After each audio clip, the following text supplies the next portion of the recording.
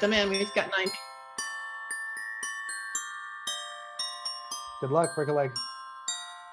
Can I let them in? Yeah, of course.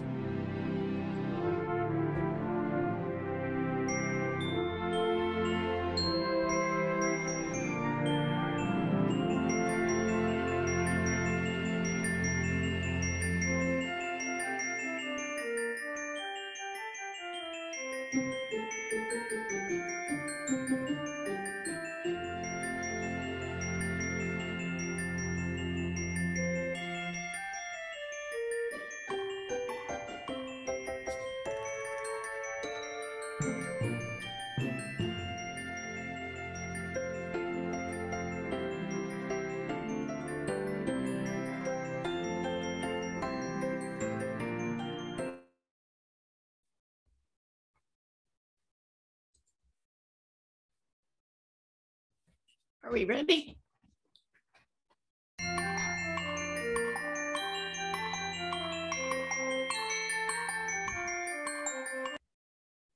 I think we're ready, Donna. Woohoo! Hi, It everybody. looks like I see some familiar faces in here. Really excited. Hi, Daniel. Good to see you. And Jill and Catherine and Valerie. Anyway, JC, everyone, Jill. So welcome everyone to the Vegan Travel Association's first mini Christmas in July Day 1 Summit. We are recording this session, and it was supposed to be live stream, but we had some technical difficulties. So we will post it later on Facebook. So if you can't stay for the duration, you'll be able to come back and watch these sessions at your convenience. So due to the nature of working with people across many time zones, we had to pre-record some of the sessions that we'll be presenting over the course of the mini summit, but your questions will still be answered by us and our guests during the Q&A live session near the end of our time today.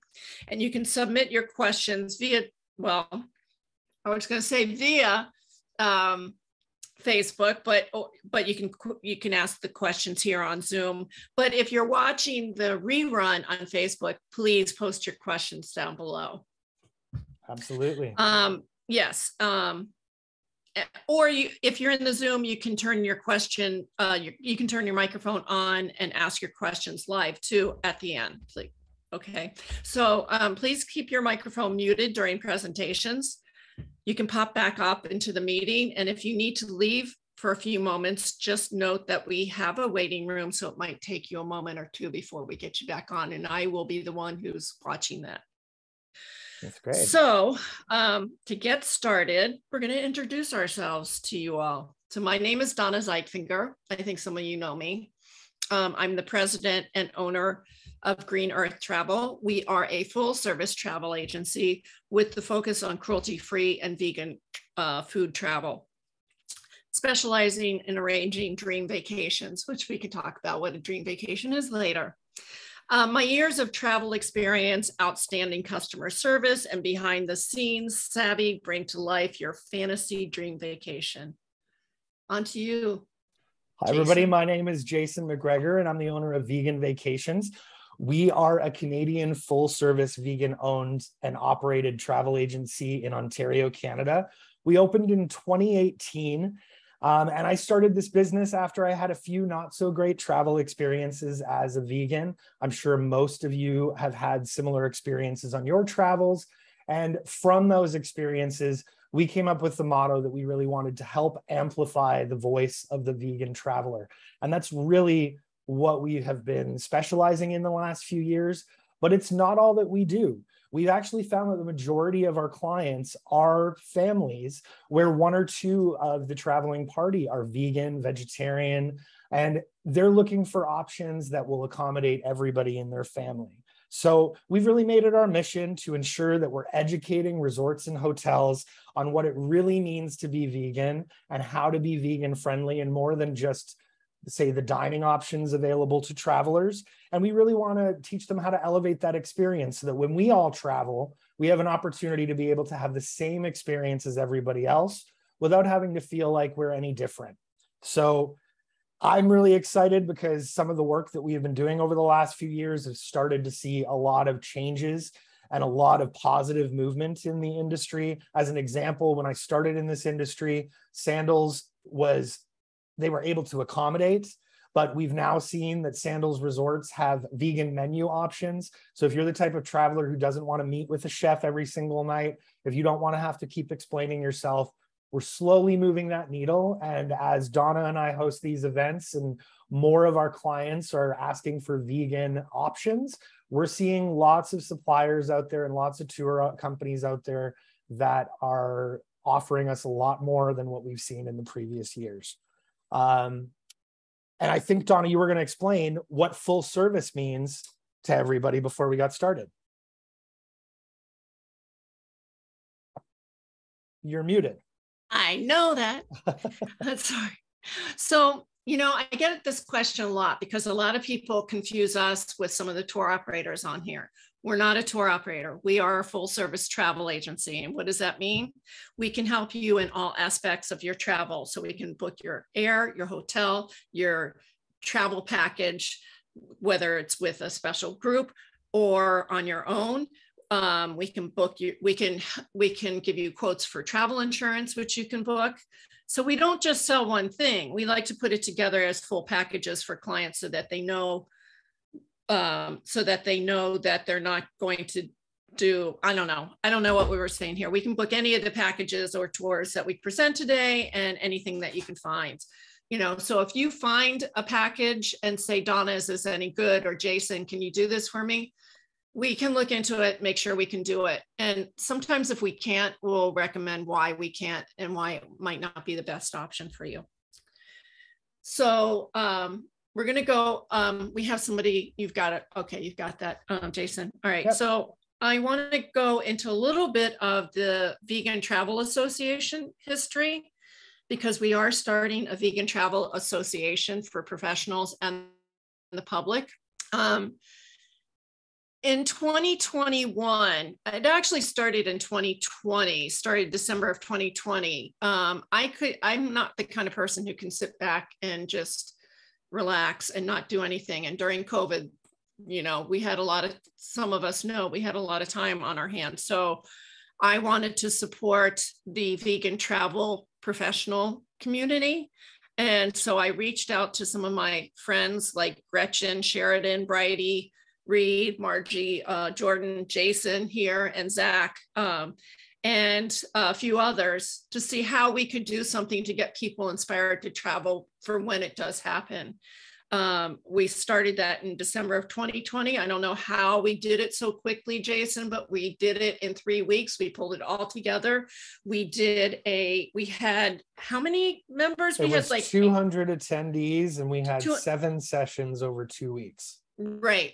And we all did it. There was 9 of us in total. So there was, as I mentioned, Gretchen Sheridan, Brighde Reed, Margie Jordan, Jason, myself, and Zach Lovas from Veg Voyages. And we also had some vegan podcasters / bloggers, which was Wendy Werniff, and then John Rubin, who owns a travel company, and Kim Giavaco, who owns Veg Johnson Journeys, and Emma, who owns Vegan Adventures.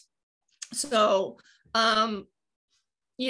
last year we had over 50 presenters and 50 sessions, and we're looking forward to growing more presenters and giveaways. And by the way, we had over 700 viewers as opposed to 200 the year before. Oh, sorry. Do you know what, Donna? We actually did the calculation on that, and we were 950 attendees. Oh, that's right. Who attended the summit last year. You also didn't mention our very successful vegan travel summit Facebook group. Yeah, I was getting to that.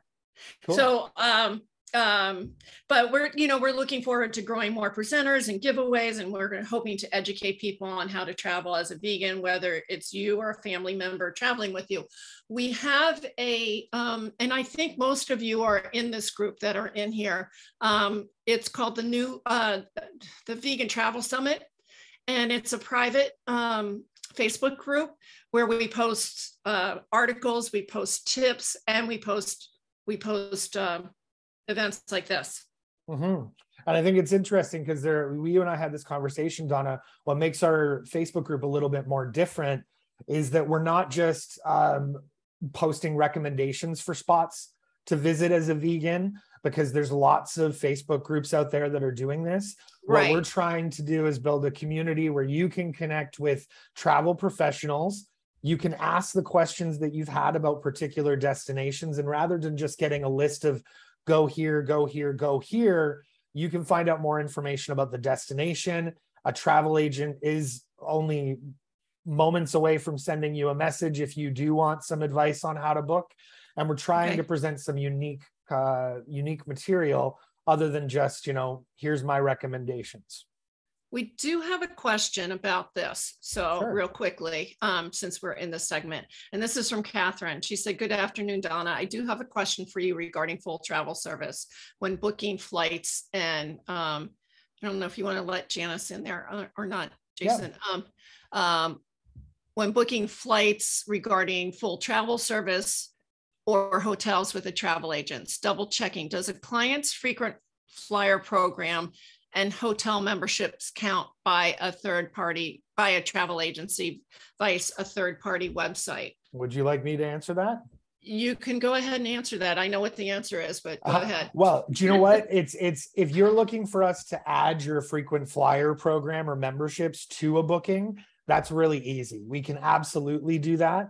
The third-party websites you're going to find is that you might not be able to use your points through those third parties, and we may not be able to book you. I mean, we've seen that with some of the future travel credits and some of the frequent flyer programs that allow you to convert your points into a flight or a free stay. Those sort of things get a little trickier for us as travel agents because that hotel wants to work directly with you.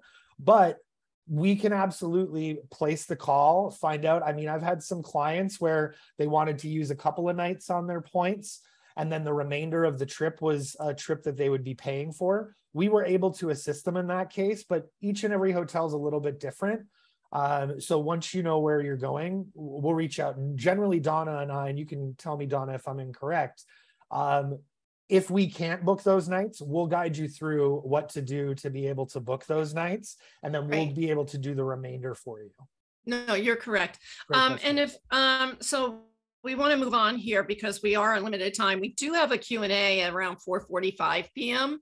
Yeah. So that's when you'll be able to, unmic your mic 100%. And ask us the questions. And feel free, though, to send in your questions. As we say, some of these sessions are pre-recorded, so we will try to answer them while you're watching, but we are going to ask them live as well at the end so everybody can hear the answers, and everybody might have similar questions.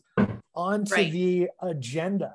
So some of the exciting things that we're going to be chatting about today. This is about a 3-hour session. We're hoping to keep everybody on time today. You can pop in and out as you need to. And as Donna explained, on Facebook in our Vegan Travel Summit group, the recording will be posted there. We are going to try and sort out the technical issues we were having to try and Facebook Live our session tomorrow. But in any case, you will be able to come back and watch this material. So don't worry if you have to pop away. We're going to start off with Christmas in Mexico, the Yucatan, with Gretchen Sheridan of Vegan Travel Club and Chef Jason Wyrick of Vegan Taste. We're then going to move into Disney at Christmas with Jennifer Kern from Magical Moments Vacations. We then have a panel discussion about the ultimate Christmas gift, those greatest of all time travel experiences. We're going to be joined by Brighde Reed of World Vegan Travel. And we're really just going to spend a bit of time trying to give some people some inspiration about some destinations and travel opportunities that you might consider as giving a gift as a gift for somebody or to gift yourself. And we'll answer any questions that anybody may have about those options.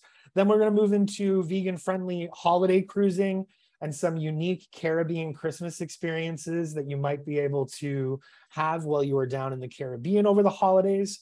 And then we're going to do a live Q&A. So it's a jam-packed day, but we've got lots of valuable content and valuable information for you. So I would like to introduce you to Gretchen Sheridan. I've been working with Gretchen since 2014 on different tours, including Jason Wyrick, who she's doing a Christmas in the Yucatan this year or next year, early next year. But I'll give you a little quick background. Gretchen and I responded because of Jason, because he was doing an Italy trip. And then the following year, she started the Vegan Travel Month Festival, which we did a weekly tour to Italy every week for 1 month in July. It was a lot of work, but it was a lot of fun. And some of you know who Miyoko is. She was on one of those tours as well, not to mention a few other people. So we are going in depth in Christmas in the Yucatan, and we're going to, and touching on some of the traditions of Mexico itself. You want to go ahead, Jason?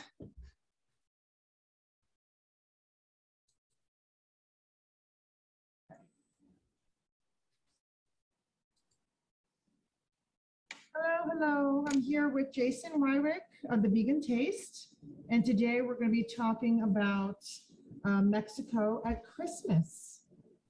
Jason, you want to explain a little bit about yourself and what you know about Mexico in Christmas times? Sure. Let's see. First of all, hello everyone. I'm Jason Wyrick. I'm the executive chef for the Vegan Taste and my restaurant, Casa Terra. I'm a New York Times bestselling author, and I've been a vegan chef for a long time, 17 years, 18 years. Oh my God, it's getting up to 20 years now. I live in the Southwest, and my mom's family is all from Mexico, so I am very familiar with the cuisine and the culture, at least the culture, the part of Mexico that my family came from. And I love it. Like when I first started learning vegan food, it was just natural to go to Mexican food for me. And I love exploring everything. I love exploring not just the ingredients, but the stories of how things came to be made and where they came from and all the history. And just, there's so much stuff around food that's more than just the food. And that's the stuff that I love. And I think too, like after researching a little bit Mexico at Christmas, we realized that a lot of traditions overlap. You know, a lot of Yes. Mexican traditions overlap with European traditions, that overlap with the now American Mexican traditions. So it's neat to see how we all kind of come together at Christmas time and share our food, our culture, and all these fun things that can be done. So let's get right into it. I'm going to start with some of the dates for Christmas. So the Christmas holiday season lasts a good time in Mexico. So I'd say that they have the major things start on December 3rd and they end on February 2nd. So it's a good range of things that go on. And now I've heard, and I'm not sure if this is correct or not, but they're starting to do the Christmas markets in Mexico. Is that true, Jason? Have you had any experience with Christmas markets? I haven't since I've been there. Well, I've heard. But it's been a while since I've been there during Christmas itself. You know, the Christmas markets, like the traditional, like German style Bavarian Christmas markets have become super, super popular all over the world. And now they're starting to spread. Like you see in the United States, they're doing the Christmas markets now, like Philadelphia has a big Christmas market. And the tradition of the outdoor kinds of, you know, those stands and all the Christmas decorations and the Christmas wines and all those kind of things are now starting to spread all over the world. And in Mexico, in the last few years, they're starting to do it in the Yucatan, which is really nice because it starts at Advent and it goes all the way till Christmas Eve. So it's different towns do it at different times. Like some towns only do it for weekends, and some towns do it like for 2 weeks. Each one has their own calendar, so you got to check it out. But it's a nice tradition to have. Okay. Yeah. So let's try to. What is your favorite Christmas food, Jason? Tamales, of course. I mean, that's actually one of my first holiday food things that I remember was just eating the tamales that my grandmother would make. And that's very complicated, right? Tamales are super, I don't say complicated, they're very labor intensive. It depends. So, I mean, when I was really, it was just my mom making them, and she would make like several dozen at once. And it was a lot of time, but I don't know if it was necessarily a lot of labor. Like it's honestly, it's a lot of hurry up and wait. Yeah. And then when I get around my mom's family, like they're all the women in the family are in the kitchen making tamales, and it's crazy and chaotic and fun and cool. And they actually go pretty fast because everyone has their job that they have to do. It's almost like a professional kitchen. Like everyone has their job, they have to do it. And you know, if you don't do it, you get yelled out a little bit. But everybody does it, and then at the end you have your tamales. Yeah, a little bit like an assembly line where everybody has their own. Yeah. And it goes down the way, and then how do you cook a tamale? How is it basically cooked? The most popular way is to steam them, but you can also boil them. And there are some really cool tamales that you do on open coals, and you let your coals die down to where they're fairly low, and you have the tamales. They're wrapped in pretty thick corn husks or banana leaves, and you just put them right on these coals that are slowly dying out, and let the tamale cook that way. Oh, neat. And I'm assuming that you have now mastered all the vegan versions of tamales.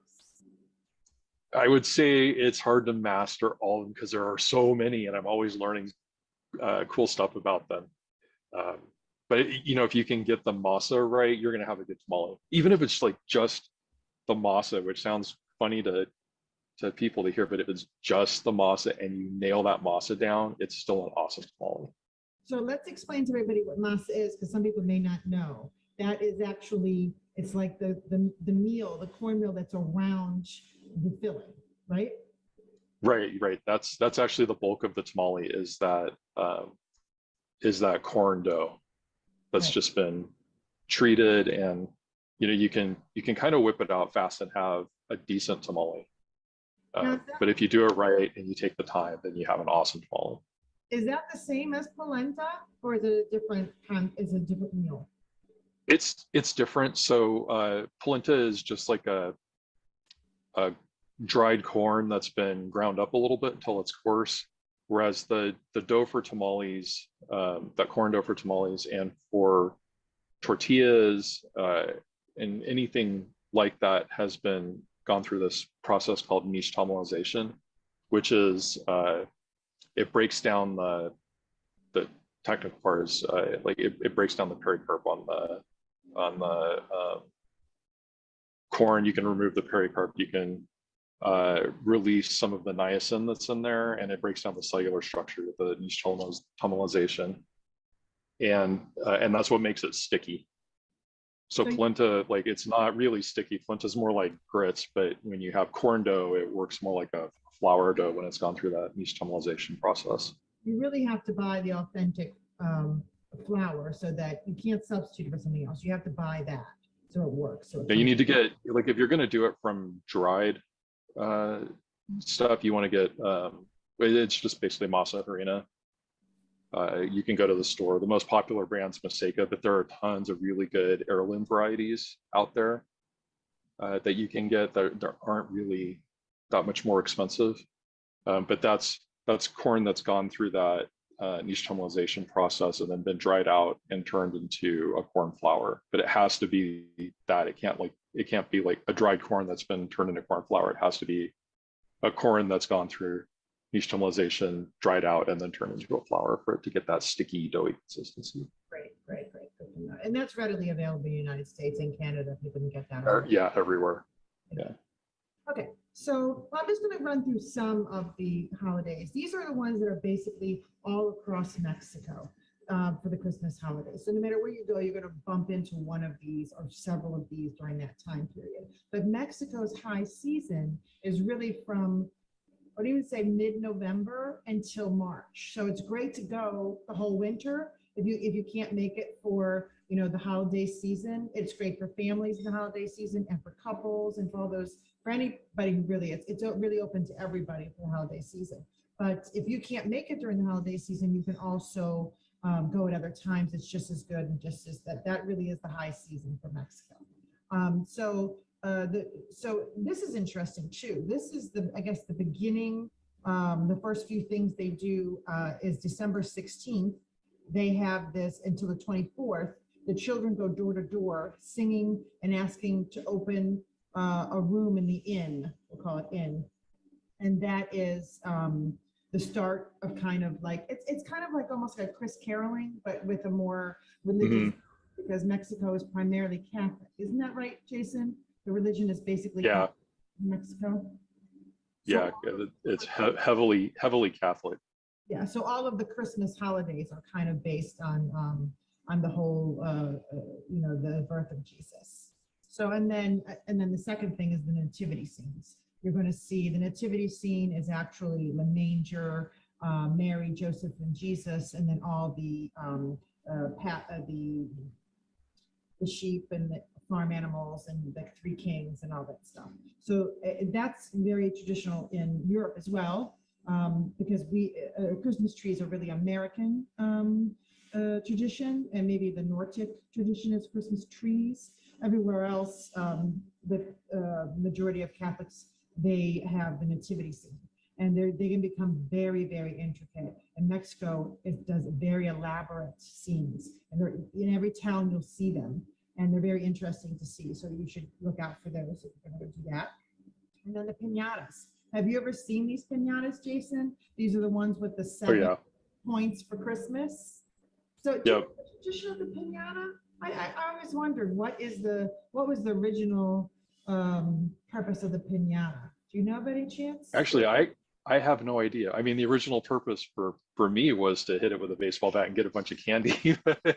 I don't know what the original tradition was. It's always been a great. I mean, Americans. I grew up with a pinata. I don't think there's one American kid who never had a pinata.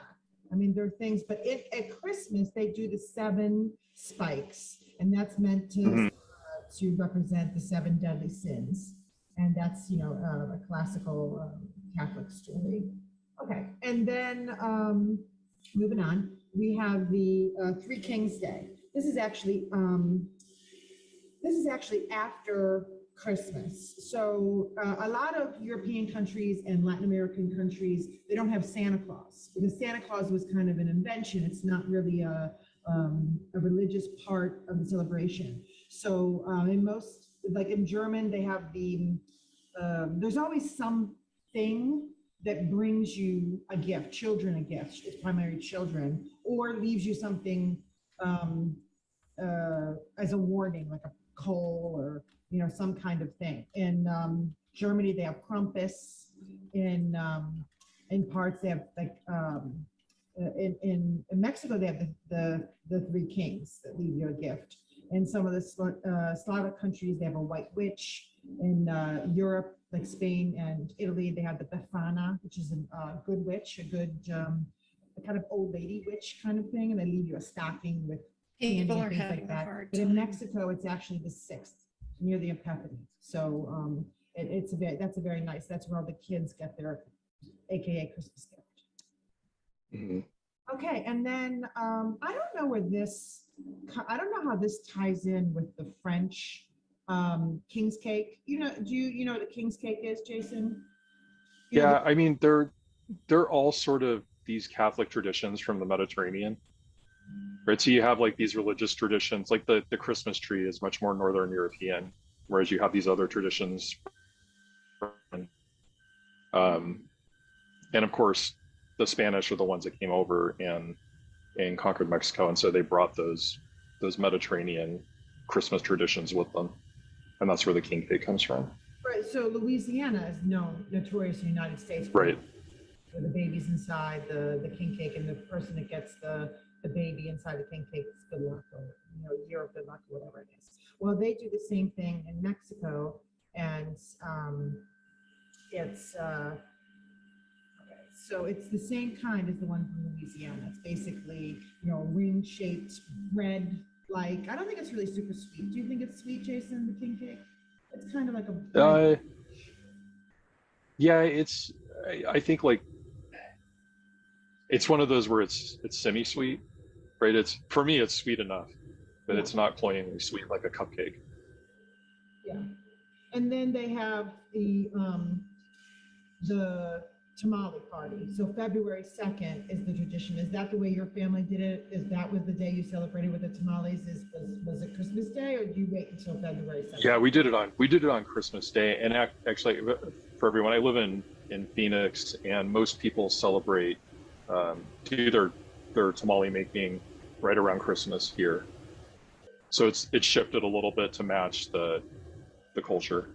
Yeah, because Americans don't have off on we don't have off on February 2nd, and we don't have off on the Epiphany, which is a January 6th. Right.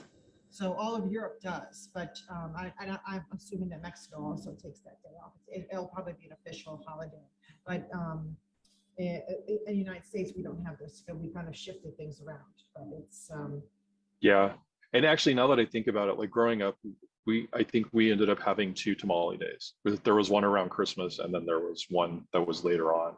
yeah, it's probably February 2nd. Like a month later. So this was it.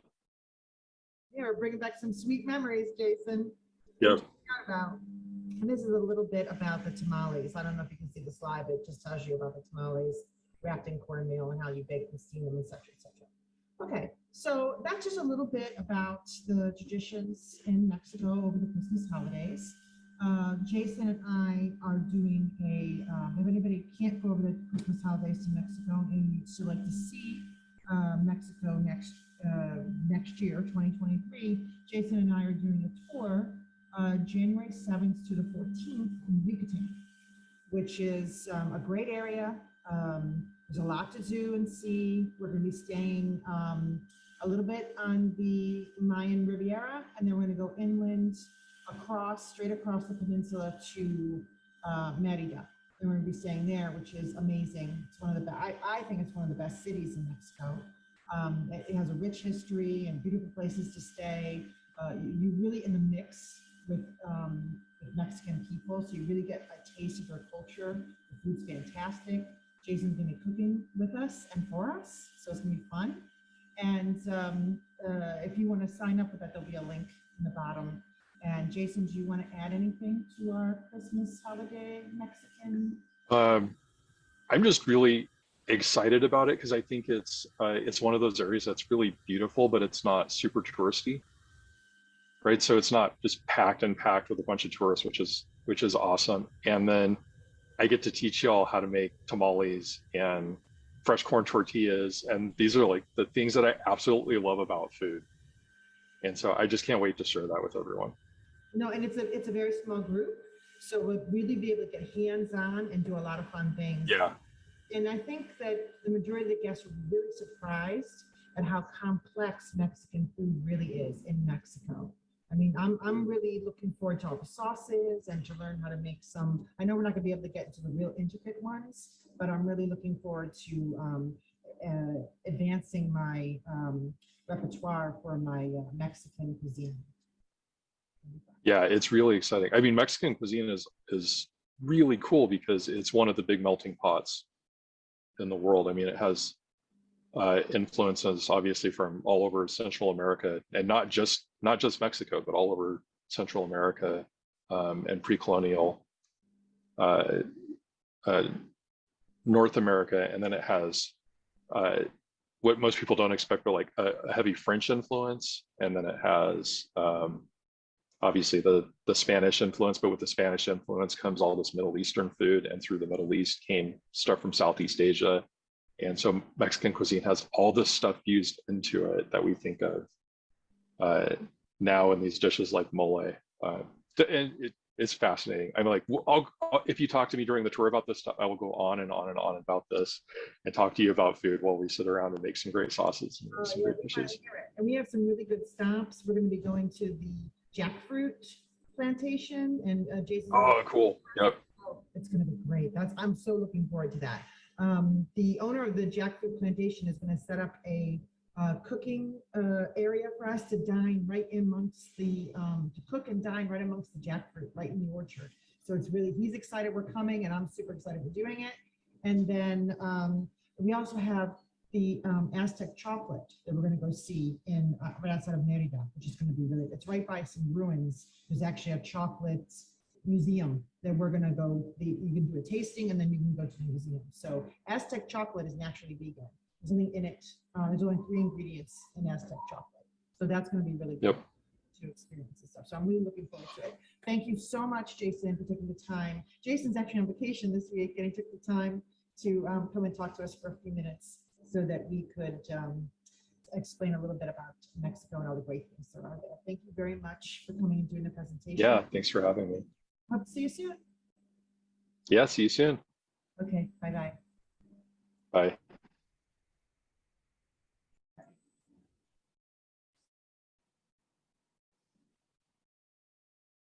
That was wonderful. That was it made me a little bit hungry, Donna. I don't know about you. Oh my God, yes. I love Mexican food. Well, I was going to say, talking about that, they touched on the fact that the food is really great in Mexico. But what a lot of people aren't aware of is that there is a growing vegan community in Mexico. Mexico is usually one of the first sort of Central American and Caribbean destinations that I recommend because of the growing vegan community. I mean, if you go to Playa del Carmen and you go to Tulum, they've got sections where there are vegan restaurants everywhere, and most everybody in those city centers totally understand the needs of a vegan traveler, especially from the dietary point of view. But you get a chance to go and experience a beautiful part of the country and know at least that there'll be some vegan options. Yeah, I mean, Mexico in particular, the Cancun, Maya Tulum area has been very vegan friendly for a long time. I remember there was a resort 20 years ago called Maya Tulum, and I think it's still there. And it was kind of a yoga place, but they had started all that. I don't know if they started it, but they were one of the first ones that were mostly plant-based, if not all plant-based. And now there's so many others. And I'm actually going on a cruise, and I'm going to be hitting that area in December. So you can come join me. I was going to actually also add that Gretchen mentioned a tour with Jason, and Donna and I are able to book into any of the tours that we talk about over the next couple of days. We can get you any more information that you might need. But it sounds like it's going to be a pretty spectacular trip. She's been working on the holiday experience for quite some time now. And I think she just is almost ready to announce the dates if she didn't this week. But it's going to be great.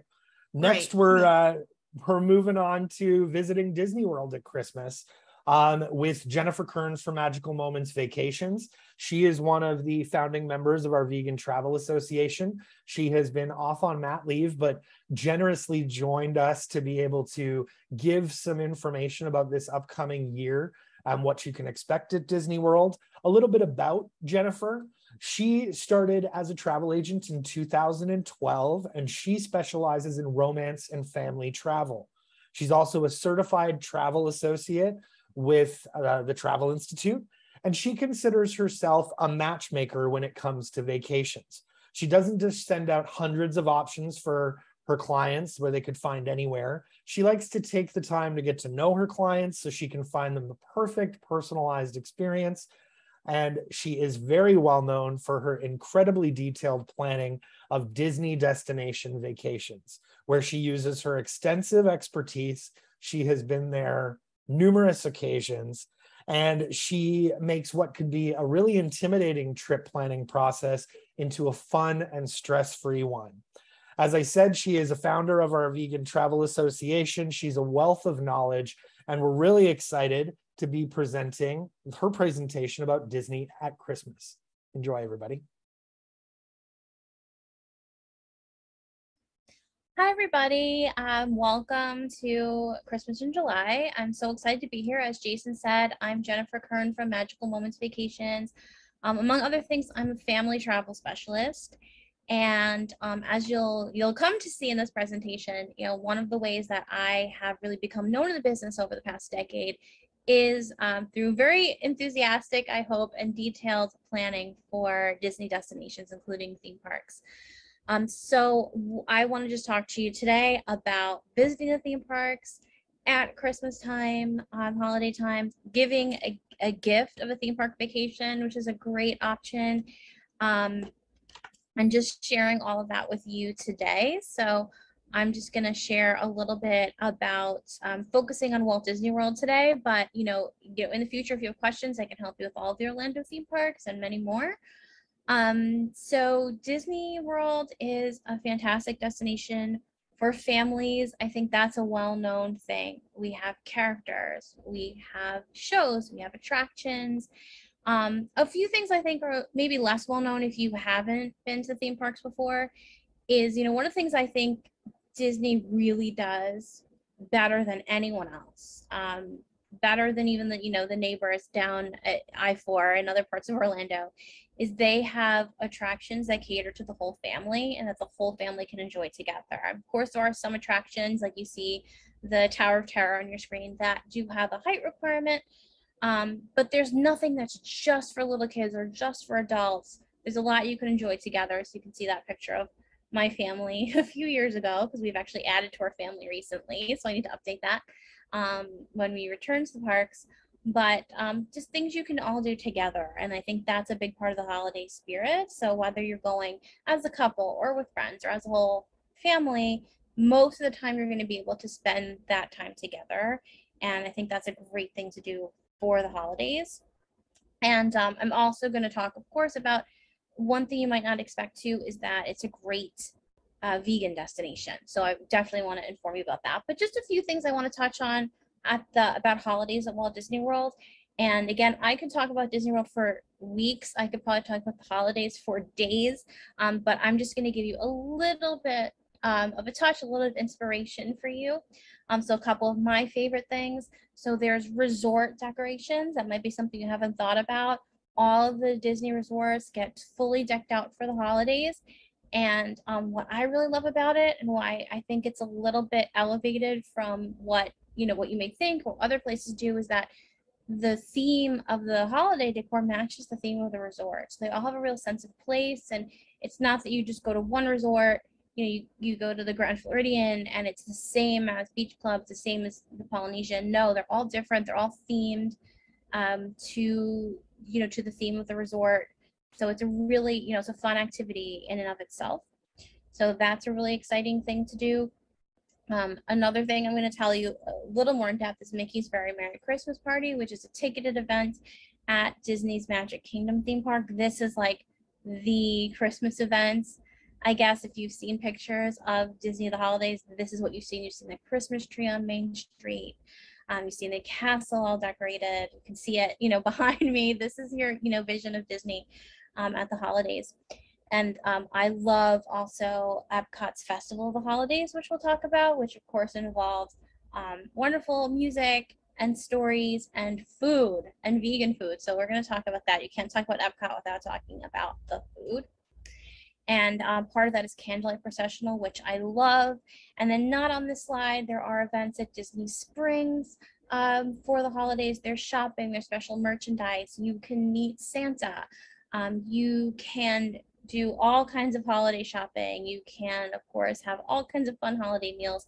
So there's a lot to do. I mean, you could probably spend a whole week at Walt Disney World just seeing holiday lights and holiday events and doing things specific to the holidays. So I'm really excited to share all of this with you today. So as promised, I'm going to tell you a little bit more about Mickey's Very Merry Christmas Party. This party is, as I said, a hard ticketed event. It takes place at Magic Kingdom, and it starts at 7 p.m. It runs till midnight. One thing to note is with your ticket, you don't need a separate ticket for the parks or for Magic Kingdom that day if you're only going to the party. Your park ticket will actually allow you to get into Magic Kingdom at 4 p.m. So that's just a good tip for you. If you want to kind of save a little money by not having a park ticket that day, relax by the pool, go shopping at Disney Springs, save your energy for that party that night. That can be a really good way to plan it. And what's included in the party, of course, is park admission. All of the attractions are open, and some of the attractions are really cool. So, for example, Jungle Cruise becomes Jingle Cruise, and that's really fun. If you're familiar with Jungle Cruise, you know that it's a boat ride, and you see all kinds of animatronic animals. It could be something that's kind of boring, but what makes it exciting is that the skippers get really involved with all kinds of corny and funny jokes and commentary, and they all put their own spin on it. And so when you go at holiday time and you go for Jingle Cruise, not only is the decor different, not only you get to see the lights and everything has a little bit of different spin, the commentary is also different and updated for the holidays too. So it's a whole new experience, which is a lot of fun. It also gives you a chance, I think in general, I like these parties because you can do some attractions at night that you might not have time to otherwise, because there are attractions that feel very different at night. I think Jungle Cruise / Jingle Cruise is one of them. As you can see in these photos, things that are really exclusive to the party are the parade. So what I love about the parade, I love these toy soldiers. I just adore them. I had to share the picture. They're also reindeer. They're all your favorite characters dressed their holiday best.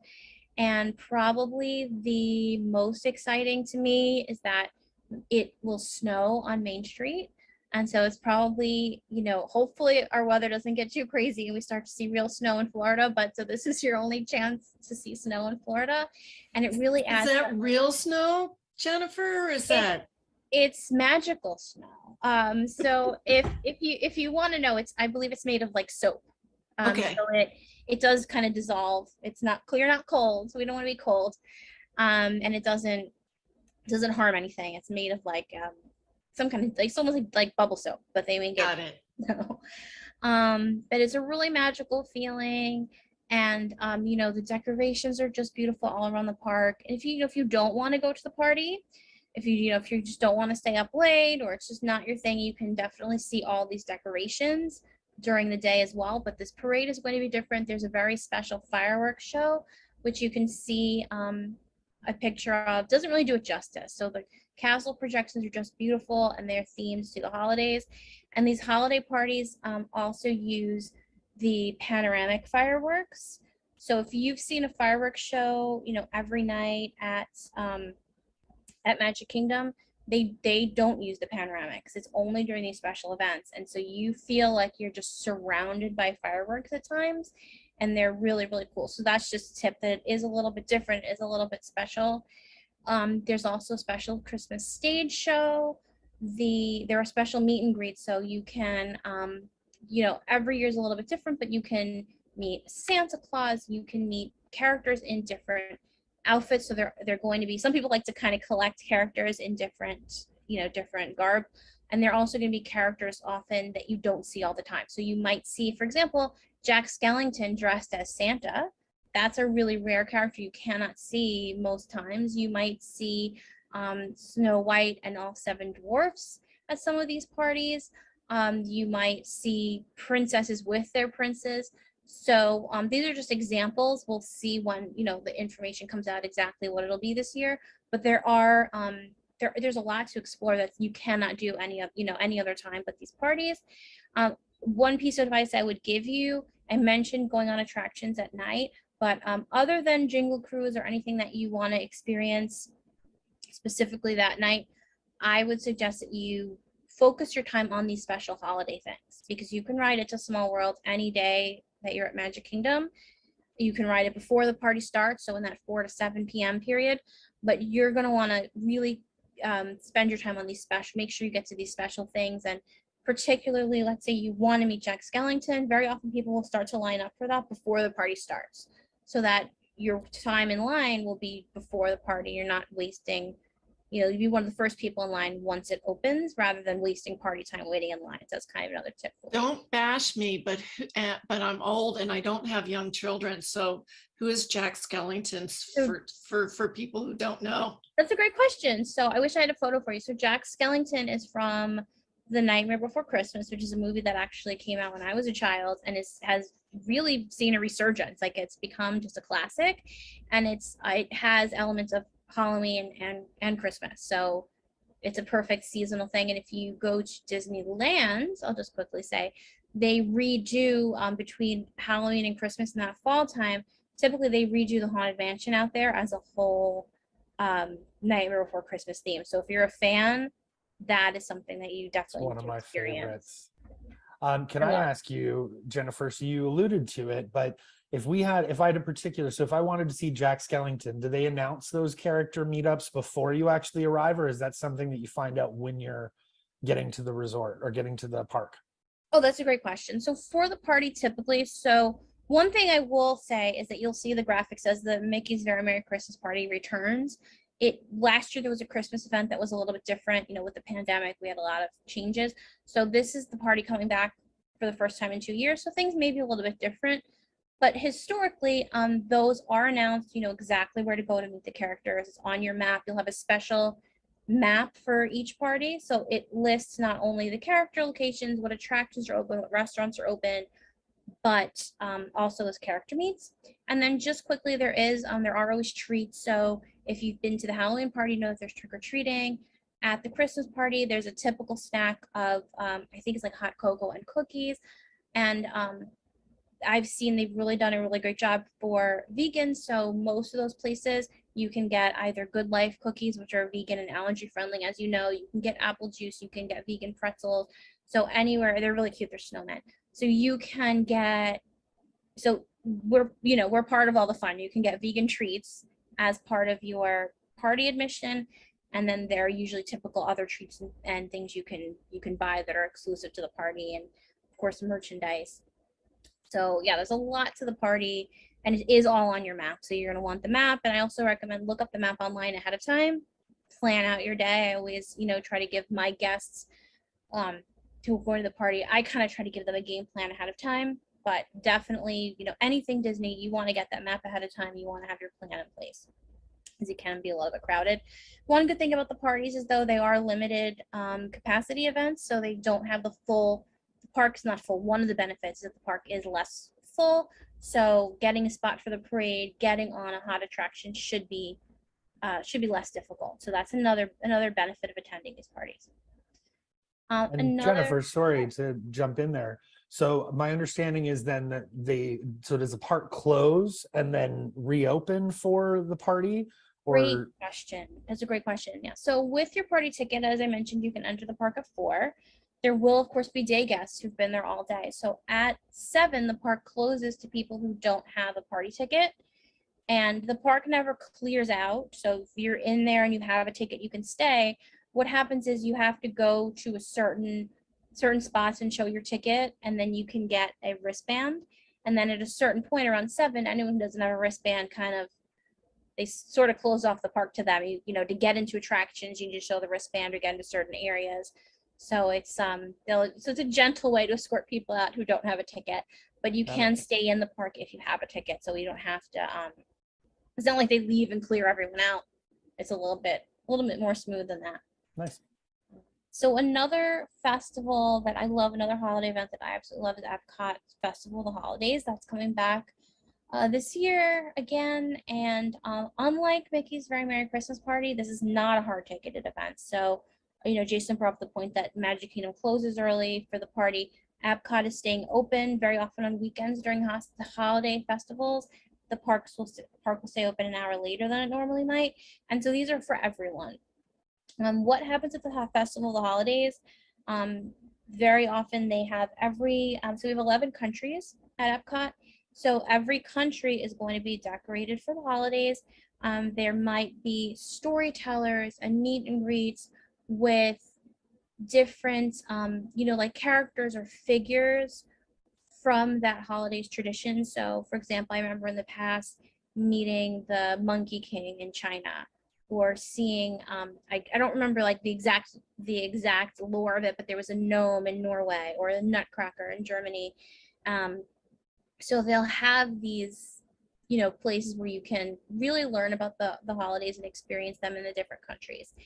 And then another thing is, in addition to the 11 permanent countries, they have these holiday kitchens, which are booths. If you're familiar with Epcot's Food and Wine Festival, they're very similar to those Food and Wine Festival booths. We cannot talk about Epcot without talking about food, I don't think. So I really wanted to include some pictures for you. So those are booths where you can purchase, tasting portions of different foods. Unfortunately, it's not all vegan, but I have watched the vegan options grow so much over the years. And one thing I wanted to show you is I included this menu, and this is from the America Pavilion. You can see that the second option on that list, the holiday pot pie, has a little green symbol on it, and that's how you know that it's a plant-based item. So, and there's a picture above it. It's a holiday pot pie that's made of jackfruit. That's what they had last year. I don't have this year's menus yet. This was popular, so they'll probably be back. If you're in our Traveling a New Vegan World Facebook group, once these menus come up, I'll be posting them for you so you can check it out, because I'm always really excited to see what the menus are like. Another question for you, Jennifer. Is the iconography the same across all of the Disney parks in terms of the vegan symbol and the other dietary symbols? Oh, excellent question. It is. So whether you're at a little booth like this, or you're at a restaurant, a table service or quick service, any park, you're going to see the same icons. And I know some of you who are eagle-eyed might ask me why there's a Disney dining plan symbol on them. I don't know is the answer. So as some of you may know, Disney traditionally had dining plans, and you could use a snack credit for these festival booths.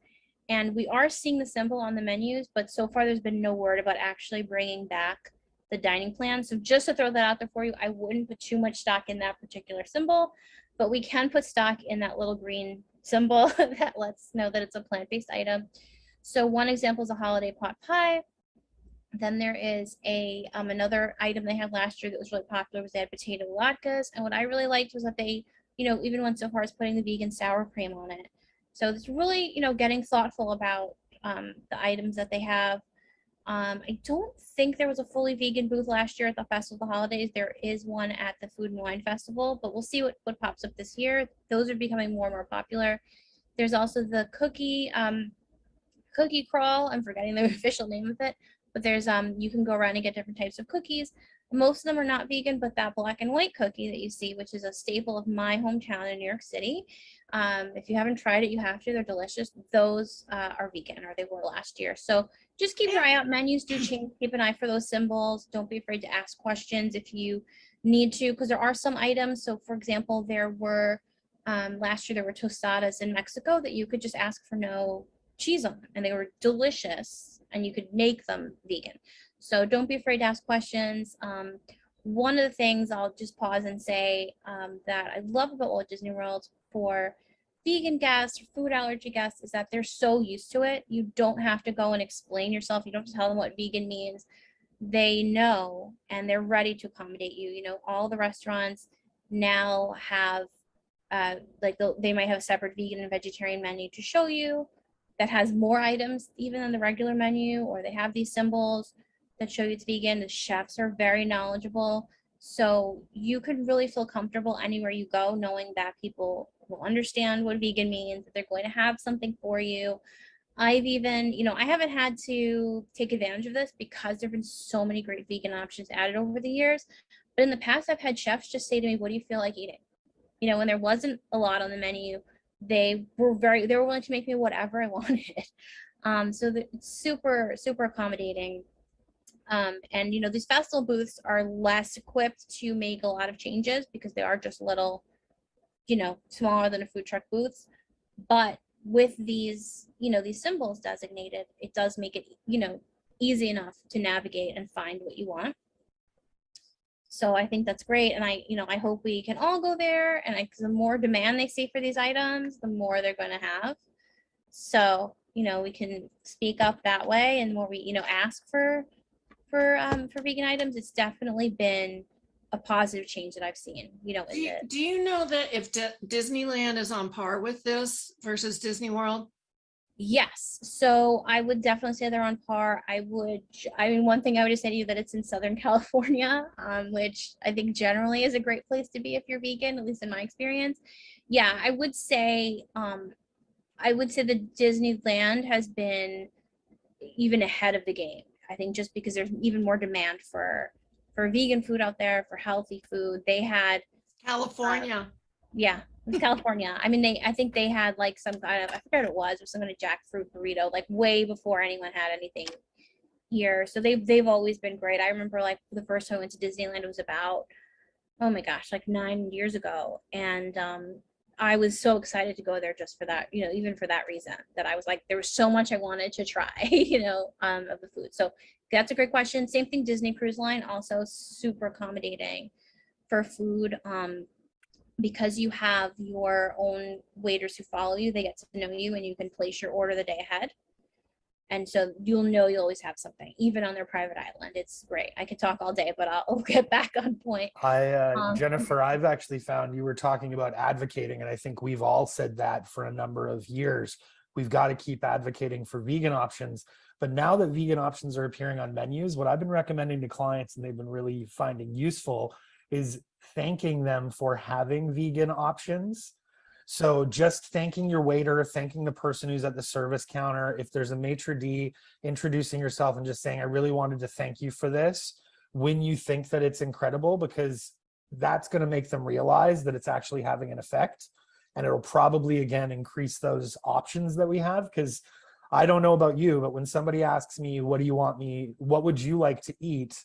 I now have a few things that I like to ask, or I've already taken a look at menus to go, hey, well, maybe you can make this vegan. But it's a daunting question when somebody goes, what would you like me to make you? So seeing something on the menu and having to just be able to sit down and have the same experience as everybody is what I think is going to make our experiences more enjoyable.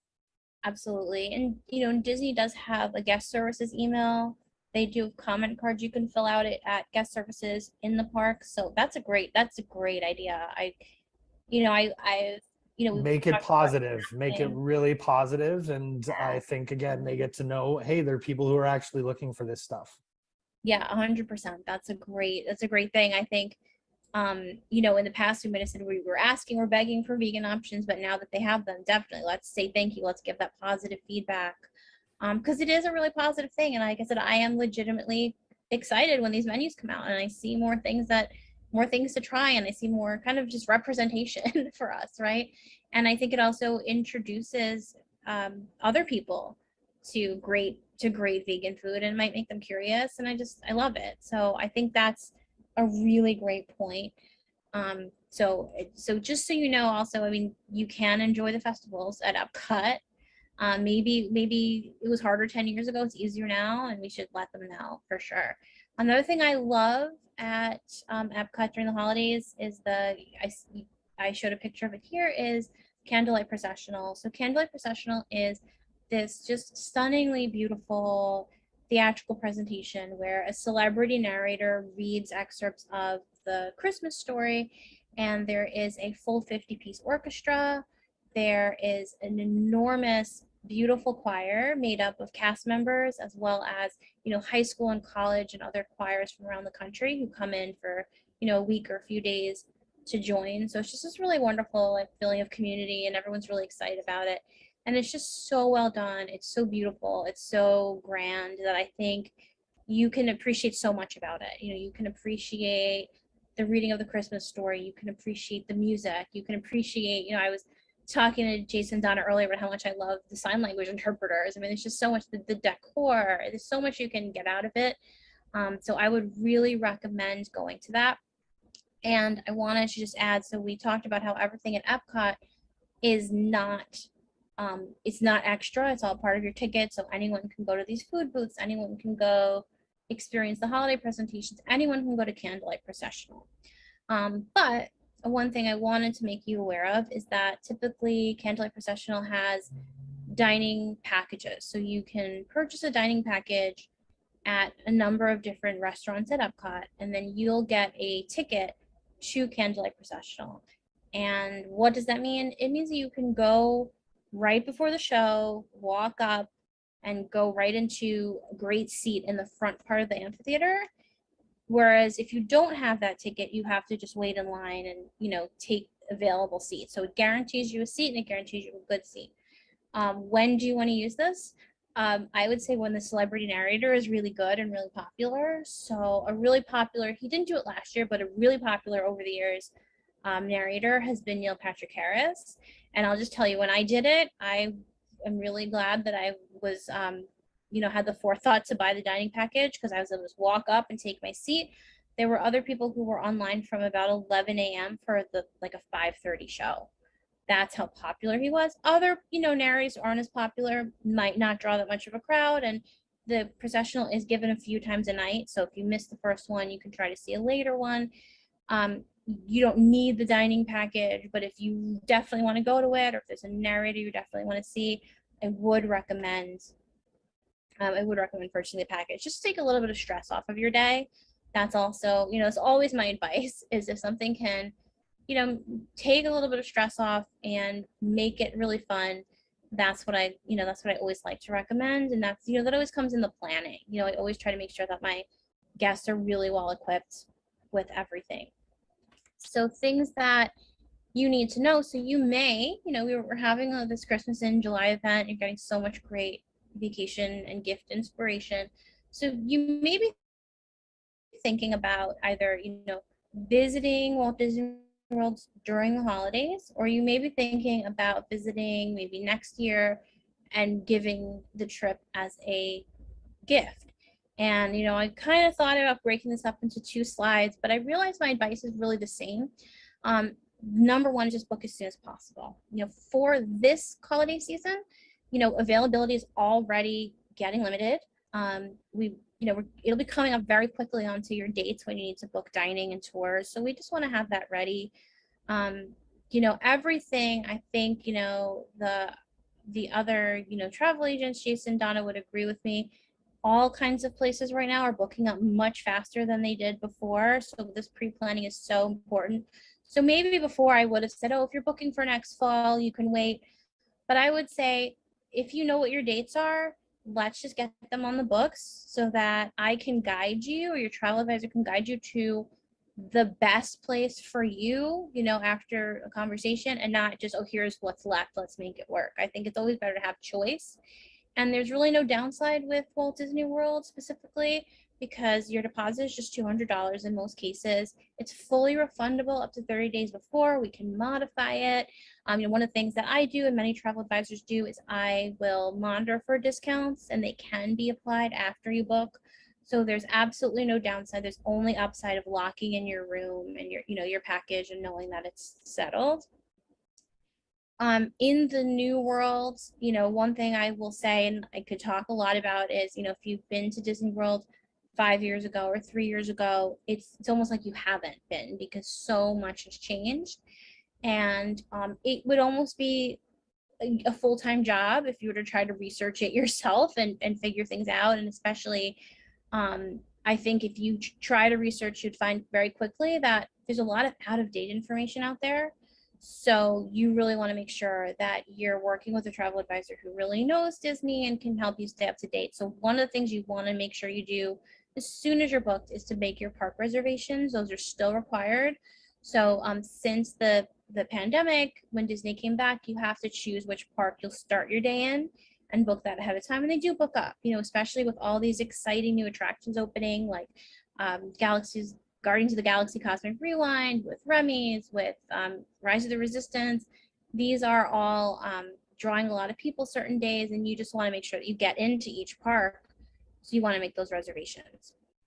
And if you're going to the holidays, you want to know about the holiday events. You want to plan your trip appropriately so that you have, for example, Mickey's Very Merry Christmas Party is not offered every night. So we want to make sure that you plan your trip not only so you have time to go to the party, but also, here's a tip, you also want to make sure that the day that you go to Magic Kingdom, if you're having another day at Magic Kingdom, is not a party night. Because if you go to the party on a party night and you don't have a ticket, as I mentioned, you do have to leave by 7. And that means you won't see any fireworks. You won't have time to see attractions at night. So the normal Disney fireworks for the night don't occur on party nights. So you just won't see them. So I always recommend, let's plan your Magic Kingdom Day a day that there's no party, so that you can make sure you got those fireworks in. So it's just something to think about. Or if you have multiple days, you might want to do one on a party day because it'll be less crowded. There's just, there are things that we can think about as we plan, but knowing that landscape is so, so important. And if you're not going during the holidays, if you're planning to give your gift as your trip as a gift and go next year, summer, fall, spring, it's always good to have an idea of what's going on. So we have all these things. There's Run Disney events like Disney Marathon or the Princess Half. Epcot festivals now are all year. There's Festival of the Arts, the Flower and Garden Festival, Food and Wine Festival, which is probably my favorite. The festival holidays we talked about. There's the Mickey's Not So Scary Halloween party, which is much like the Christmas party. So there are things you want to plan your time around. And specifically talking about the holidays, one thing that I want you to know if you are thinking about that is that, for example, the week between Christmas and New Year's at Walt Disney World and many travel destinations, I would say, is the busiest week of the year. So it's a really magical time. And I think there probably is something about being there on Christmas, if that's what you want. That can be a great thing. But to know that it is going to be busy, it is going to be crowded, and it is going to be expensive. So if you can't travel that week, or you prefer lower crowds, or you prefer to not spend as much, a great option is to take your holiday trip, but take it a little bit earlier. Take it earlier in December, take it in November, just as long as you know what you're doing. You can get all that holiday magic, but not the crowds, not the price tag. And then, one of the things that I like to do sometimes is there's a sweet spot in November where you can see the Christmas party and you can see the resort decorations for the most part, but Epcot is still in the Food and Wine Festival. So that's kind of fun. So one thing to know, I think I forgot to mention, is that the Epcot events don't start, for example, this year till November 25th. And that's because we wait for that Food and Wine Festival, which runs from mid-August to mid-November, to finish out before they transition over for the holidays. So if you want to go in November, you can still get a lot of holiday fun and that Food and Wine Festival. But if you want like all the holiday stuff, the festival of the holidays, and you want candlelight processional, you want to make sure you go later in November or in December. So that's just something to bear in mind in planning. All these moving parts are things that we can walk you through. You want to also know what's new. I talked about park reservations. I talked about so many new attractions that are really fantastic. New nighttime fireworks shows at the parks. Everything is new. But what you really want to know about are the new logistics. So in addition to the park reservations, one thing you really want to know about is Disney Genie Plus and Lightning Lanes. So again, we could talk way in depth about this, but I just want to give you a little bit of an idea. If you've been to Disney parks in the past, you may have experienced Fast Pass, either with paper Fast Passes or Fast Pass Plus, which you would make reservations ahead of time. So what Fast Pass is, which we can now call Lightning Lane, is you, instead of waiting in the regular standby line for an attraction, you can set up a time when you can go through a special line, the Lightning Lane, and your wait time for that attraction will be 0 to 15 minutes. So you can really avoid crowds using this process. So similar to Fast Pass in the past, it's now called Lightning Lane, and it's part of something called Genie Plus for most attractions. And that is a big difference from what we may have experienced in the past. That this is a paid for add-on. It's now $15 per person per park day. And that lets you day of make appointments when you can enter the Lightning Lane for the top attractions. So you're just going to schedule. So you're going to say, you know what, I'm in Magic Kingdom today. I want to ride Space Mountain. You'll go in, you'll set up your appointment. Okay, at 10 a.m., between 10 a.m. and 11 a.m., I can go to Space Mountain and I will have a shorter wait. And then once 2 hours have passed, or once you've used that, then you can go to your next attraction and make that reservation. But we can get way in depth about that, but that's just an idea. And there are some of these attractions, like the really, really hot attractions I mentioned, like Star Wars Rise of the Resistance, like Guardians of the Galaxy, Cosmic Rewind. Those are individual Lightning Lane, and they work the same way, but those attractions are not included in Genie Plus. You have to pay those individually. So it can be a lot of moving parts. It can be confusing. We're here to walk you through it, once that time comes. But just, you need to be aware of it, because, what I always tell my clients is I never want you to be that family standing in the middle of the main street with your map and turning it this way and arguing over where to go next and not sure where to go. it really helps to have a plan when you're talking about Walt Disney World. I think more so than anywhere else. I mean, I love Universal Orlando. They also have fabulous holiday stuff that I don't have time to tell you about today, but it requires less planning. Walt Disney World, you have to have a plan. You have to have some knowledge. It will go a long, long way. And another thing, if you are giving your trip as a holiday gift, you want to think of a fun way to announce it. And I always love being parts of these because you can stuff a stocking with things like Mickey ears and autograph books and sunglasses and different holiday, different trip essentials. One way to announce your trip is to wrap up the magic bands as a gift, and they're pictured here on the screen. The new Magic Bands Plus, which just are coming out next week, which is really exciting. For those of you who don't know, Magic Bands are kind of an all-access Disney wristband. What they do is they open your hotel room door. You use them to charge back to the room. You use them to check in for those lightning lane appointments and much more. You can use them to attach your pictures to your account. And these Magic Bands Plus, which are coming out just this coming week, they also have interactive features. So you can use them to interact with the environment around you. And that's especially going to come into play in Star Wars Galaxy's Edge. So if your family has Star Wars fans or super Disney fans, definitely this is going to be something you'll want to invest in. And you can invest in them because they do have, for the first time, a rechargeable battery. So definitely think about Magic Bands in general, but also as a way to announce your trip. And I also promised I would just touch a little bit more on, it may surprise you to think of any theme park as being vegan friendly. I know my local ones certainly aren't, but Walt Disney World really, really is. Like I said, you can go anywhere and get vegan food, and this is just an example. So the iconic Mickey pretzels, as of this presentation, are vegan. The classic pineapple Dole Whip is vegan. The black and white cookie, like I said, is vegan. Earth Eats is a booth at the Food and Wine Festival that's totally vegan, if I remember correctly. And I'm drooling over that tofu dish on the screen from Satchuli Canteen at Is that vegan soft serve? It's Yes. it's Dole Whip, so it's like it's the Dole Whip. Oh my goodness. So good. But you can also, in many places, so for example at the Plaza at Magic Kingdom, you can get vegan ice cream sundaes, which always excites me because I find you don't find non-dairy ice cream very often, so I get excited about that. But yeah, I love finding out that such iconic treats are actually vegan, so you can have that experience of your Dole Whip and your Mickey pretzel. So really fun. And then also if you're like me and you love the tofu bowls, you can get that too. So always great. And I always think of food first when I'm thinking about being vegan friendly, but Disney World is so much more as well. I mean, you can stay, I'm just going to touch on this briefly. If you prefer to cook for yourself, you can stay in villas, you can stay in deluxe accommodations, you can stay in more value accommodations, all to suit your needs. You can even camp. So just wanted to touch on that. And then also the bath products are cruelty free. There are some dog friendly places, resorts, and we can talk about that if that's something that you want to do. So definitely becoming really friendly.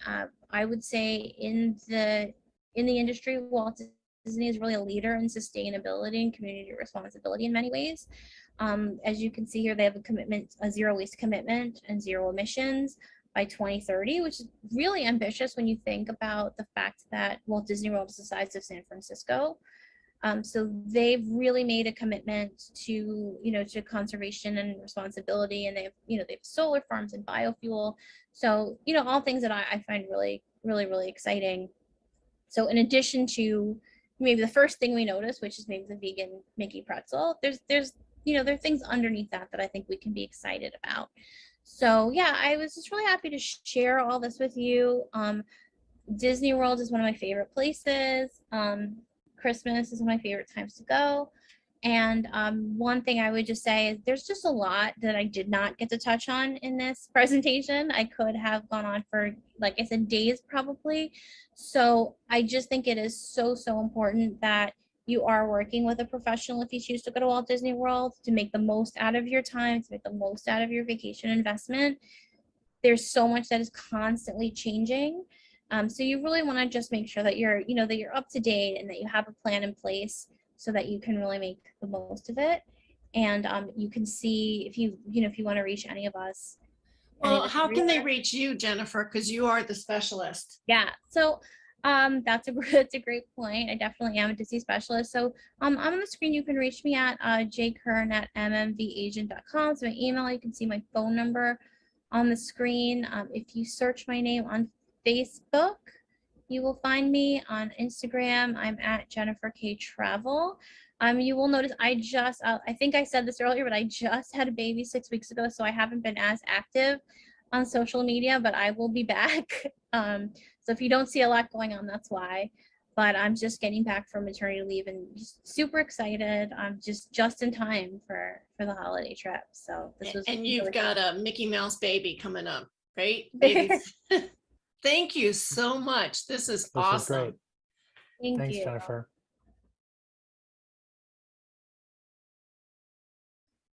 Hi, everybody.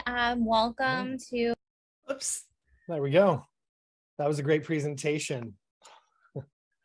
I know it was. Go ahead, Jason. Oh, sorry. I was just going to say, you and I were chatting after we had that session, just how important, the trip planning process is. And I think a lot of people with the advent of the internet have been able to really do a lot of research and information gathering on their own, but how important it is to have a travel advisor, somebody you can contact to help you piece together all of these little bits. Because like Jennifer was saying, those Disney trips, if you don't know exactly what you want to do or you don't plan it out, you could be standing in hours long lineups.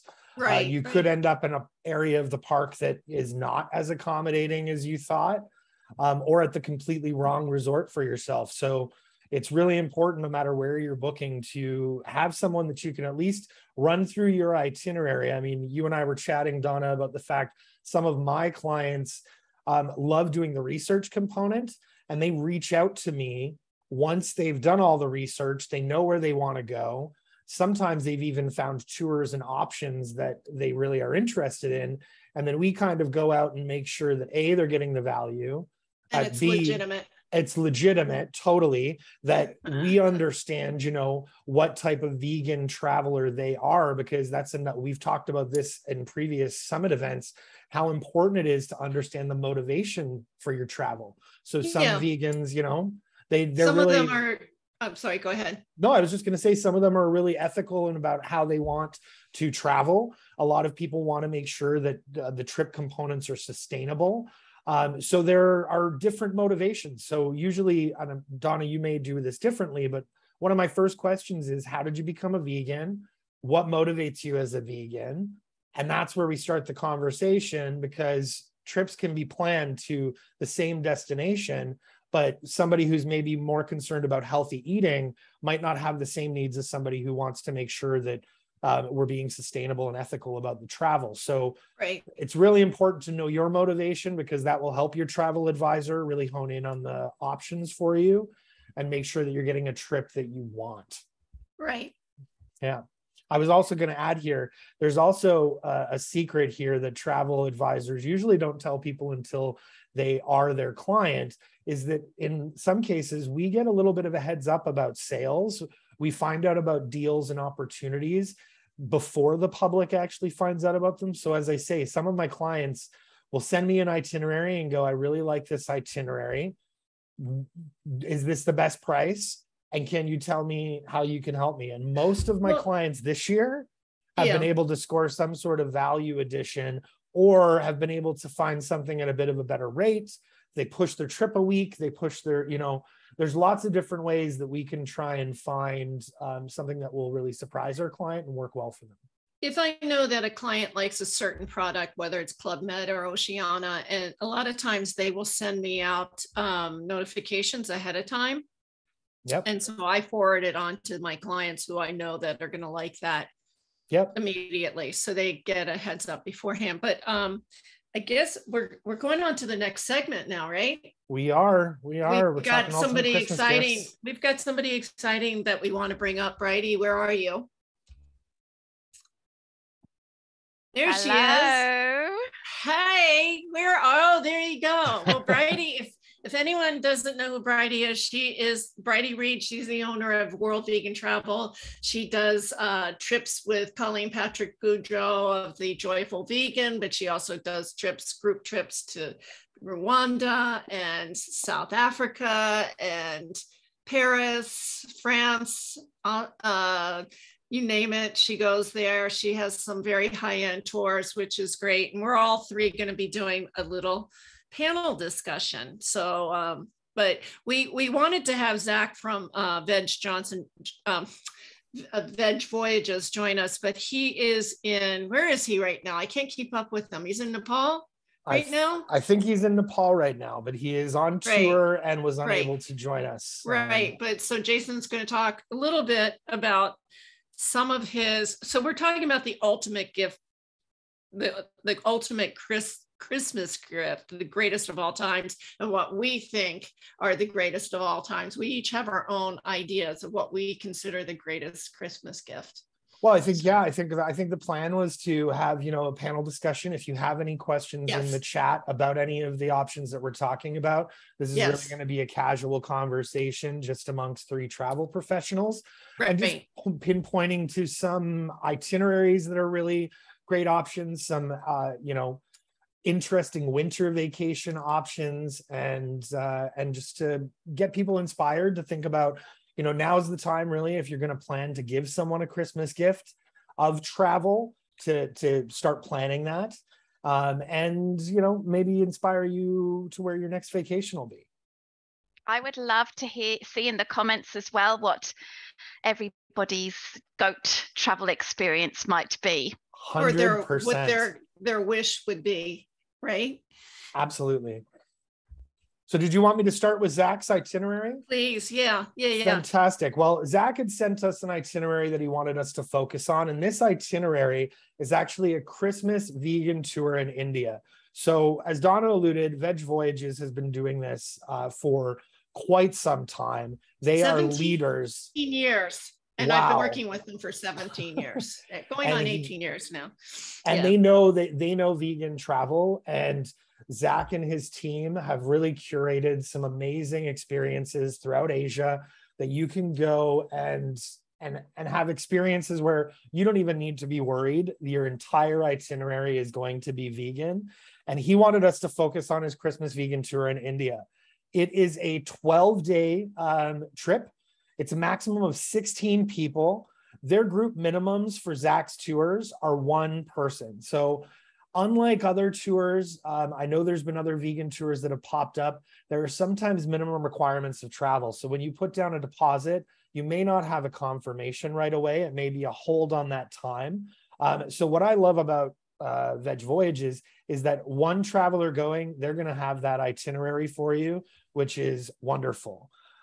This itinerary is going to take you right through India. You're going to get the opportunity to be able to enjoy 31 vegan meals that are included in your itinerary.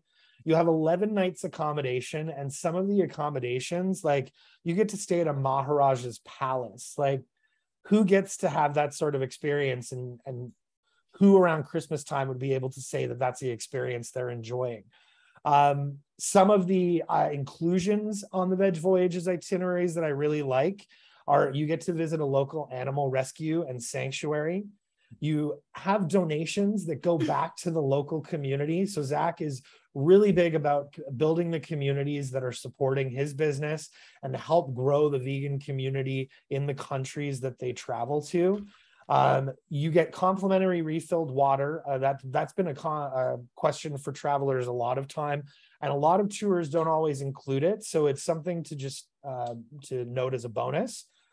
You also will get to enjoy a Christmas dinner and party and a New Year's party with local families in some of the villages that Zach and his team will take you to.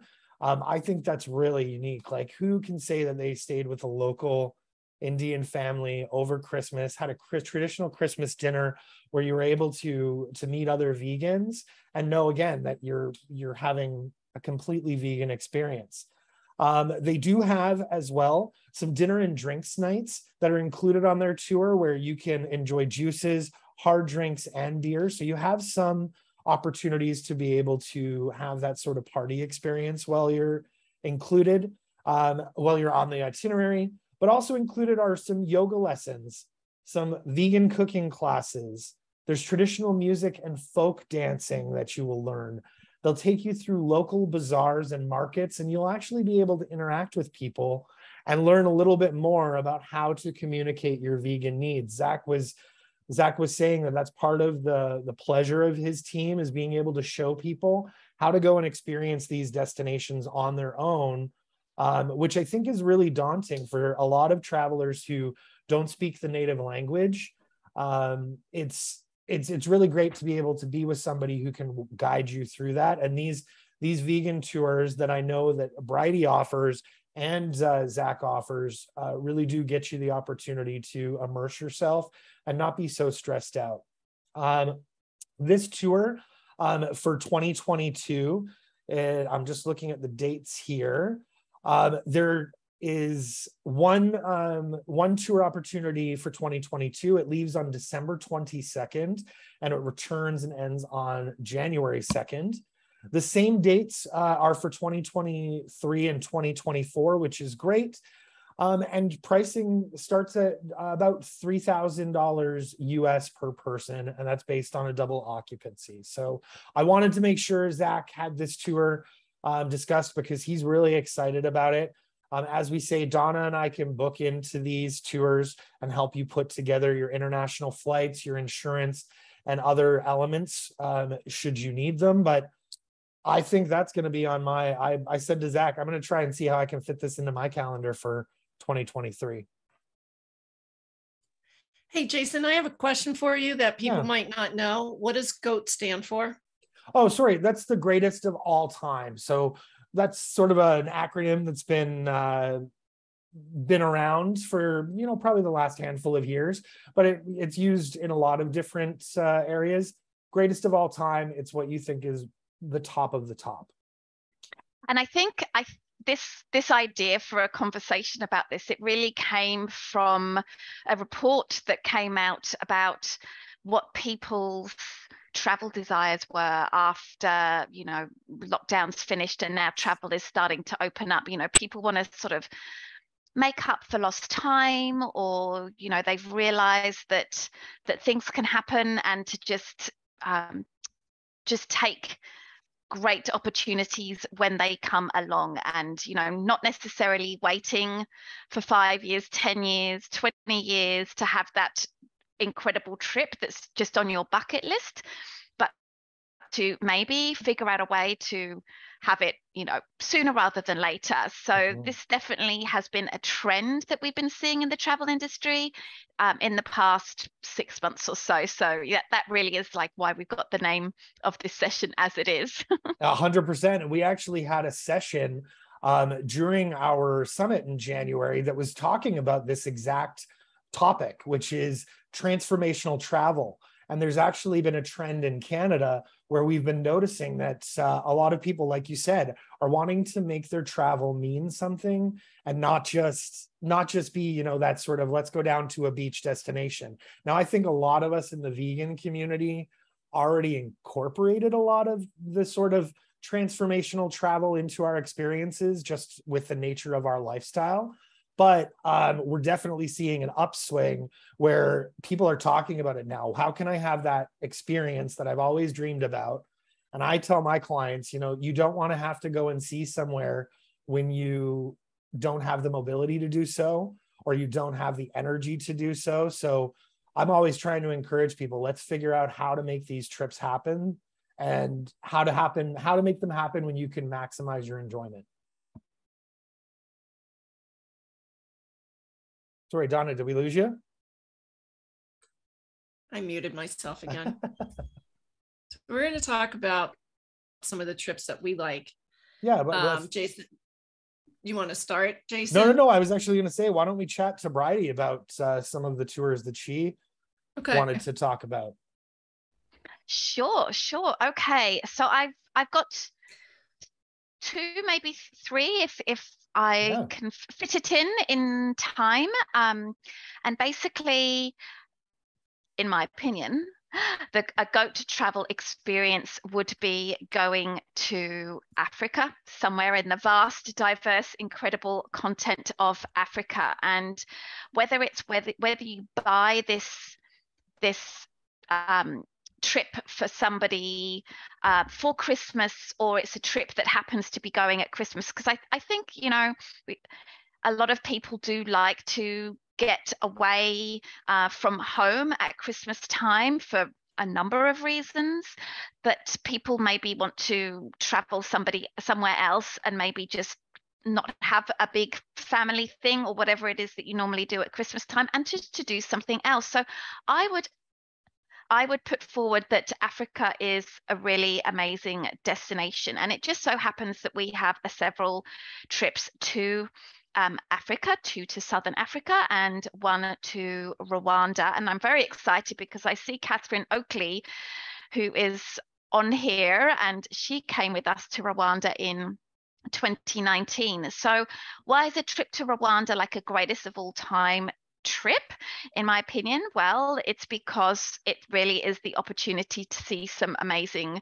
primates, chimpanzees, which are only found in the wild in just a few locations around the world, and also, of course, to see the mountain gorilla. Believe it or not, I actually took this picture, a little baby gorilla, and you can see gorillas just in one national park, which happens to be across the border of 3 countries, but we go and see it we go and see these amazing animals in Rwanda. And Rwanda is such an incredible destination for those people who don't know about it. And we stay in some incredible hotels, some absolutely amazing hotels. I'm just going to copy and paste the URL of that Rwanda trip in there. And, you know, you'll go in there and you might like gasp when you see the price tag, because it is an expensive trip, definitely, but it is definitely a GO.A.T travel experience. And not only will we be seeing the golden monkeys. Yes, thank you, Catherine. How could I forget the golden monkeys? They're so cute. And the reason why the price tag is so high is, number one, seeing the gorillas is a very expensive thing for a very, very good reason. Just seeing the gorillas for the 1 hour is $1,500 US. And also, I will say that we are staying at some of the most incredible hotels in the world. One and Only is a hotel brand that has incredible hotels. And I do want to talk a little about the couple of trips. So if you're interested, you can go and have a look in the URL that I just posted up there. And this trip is actually happening in November this year. So, you know, you would be giving somebody a very incredible early Christmas gift if you were to decide to go on that trip. And that trip is open for bookings. It is confirmed to depart. So that issue where you would be signing up not knowing if there would be enough signups that Jason was referring to earlier, that is not an issue. If you book, you can go. So in my opinion, that's just awesome. And the second trip is another one that just recently, like literally a couple of days ago, we confirmed. We're sending an email out to our mailing list, letting them know that it's confirmed. But this one is along the Garden route in South Africa. And this trip is actually around Christmas 2022. So this trip actually finishes on Christmas Day. But of course, we'll be having a Christmas party. And some of the highlights for this trip include going to see the amazing penguins that are just outside of Cape Town.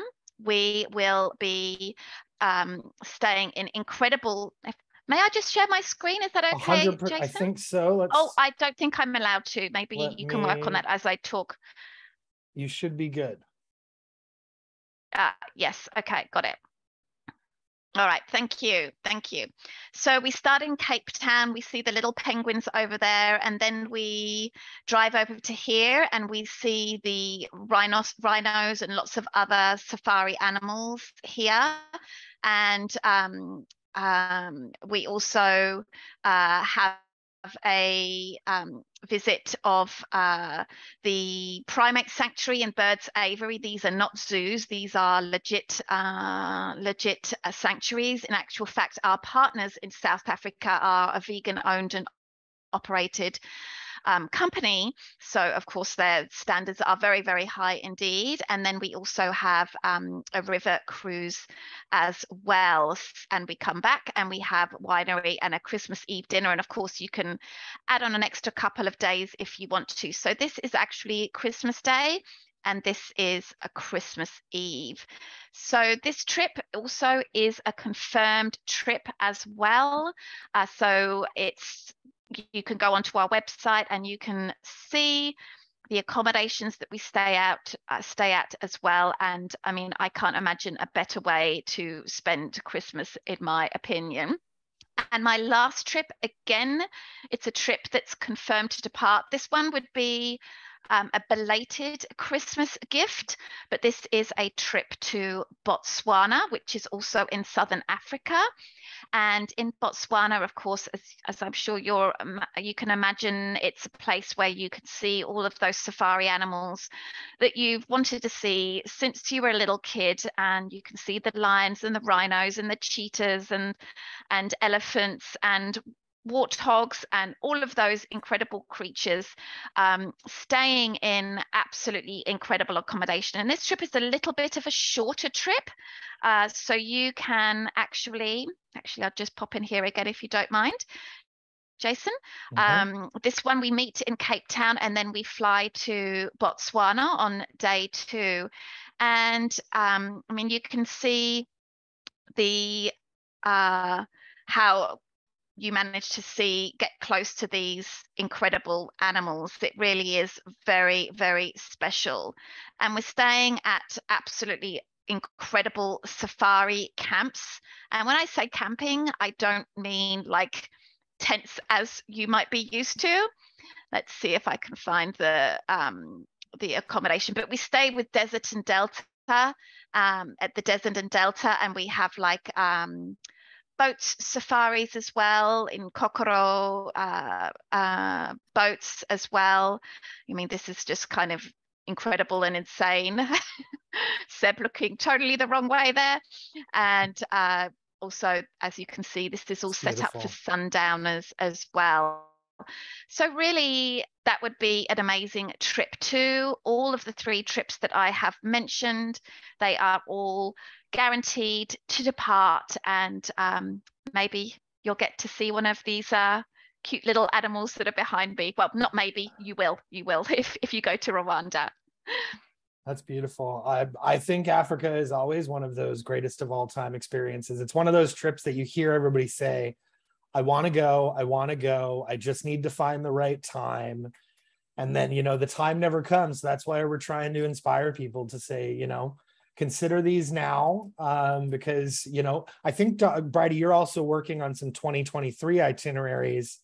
So if you're worried about, not catching this year's trip, now's the time to reach out to Donna, myself, Brighde, and be able to start planning those trips. Because even if you're looking at 2024, 2025, knowing that someone's interested in planning something, I know Donna and we can start making notes, start seeing what sort of options are out there. So it's never really too early to start having the conversation, especially about these larger trips with a larger price point. We're going to talk later in this mini summit just about some ways you can afford some of these trips in unique ways, and some of the ways some suppliers are letting you put down smaller deposits so you can save up some of that money, and just ways to get you to these incredible destinations as quickly as possible. Donna, did you have a greatest of all time that you wanted to chat about? Well, I do. I've got a few. I just came back from Croatia, and I think we have some Croatia people in here, and I asked them if they would want to come up, but nobody said yes. So I will talk to you a little bit about it. We are going to be doing, Gretchen is going to be doing Croatia, Northern Croatia next year, but we had a fabulous time. aside from a few things happening, which are to be expected this time of year or this year, because we're in extraordinary times. But, it started in Dubrovnik. Gretchen rented, she chartered a yacht, and I wish I had downloaded the photos because I would have put them up here. The water in Croatia is just amazing. The group of people we had were just the best. I mean, I feel like I've become lifelong friends with these people. I don't know if you guys are still vegan. Don't you find that on vegan itineraries that the groups of people that you're with, there's just a connection right away? Yeah. Well, I've known some of these people for years, but I haven't seen them in years. So, I mean, I cannot talk about how beautiful the water was, even though I was a little wussy about it because the water was cold and all these California people were on there and they're like used to all the cold water. So, but it was just so refreshing once I did get in and have a great time. And the shopping was wonderful. The history is amazing. I cannot talk about it enough. There will be a Northern Croatia next year. So if you want to touch base with me or Jason or Gretchen about it, please feel free to do so. I'm trying to think of some other ones that I have. I love Costa Rica.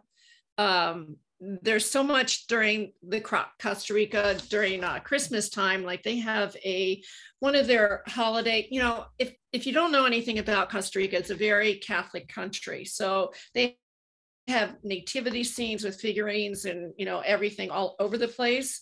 Just looking at some of my notes here, they have very elaborate dinners, but they're not typically vegan, so I'm not going to talk about them. But they do have festivals, which commences with the Festival de la Cruz, which is held the second week in December, and it's at the capital city of San Jose, and it just transforms that whole city into a garland of lights.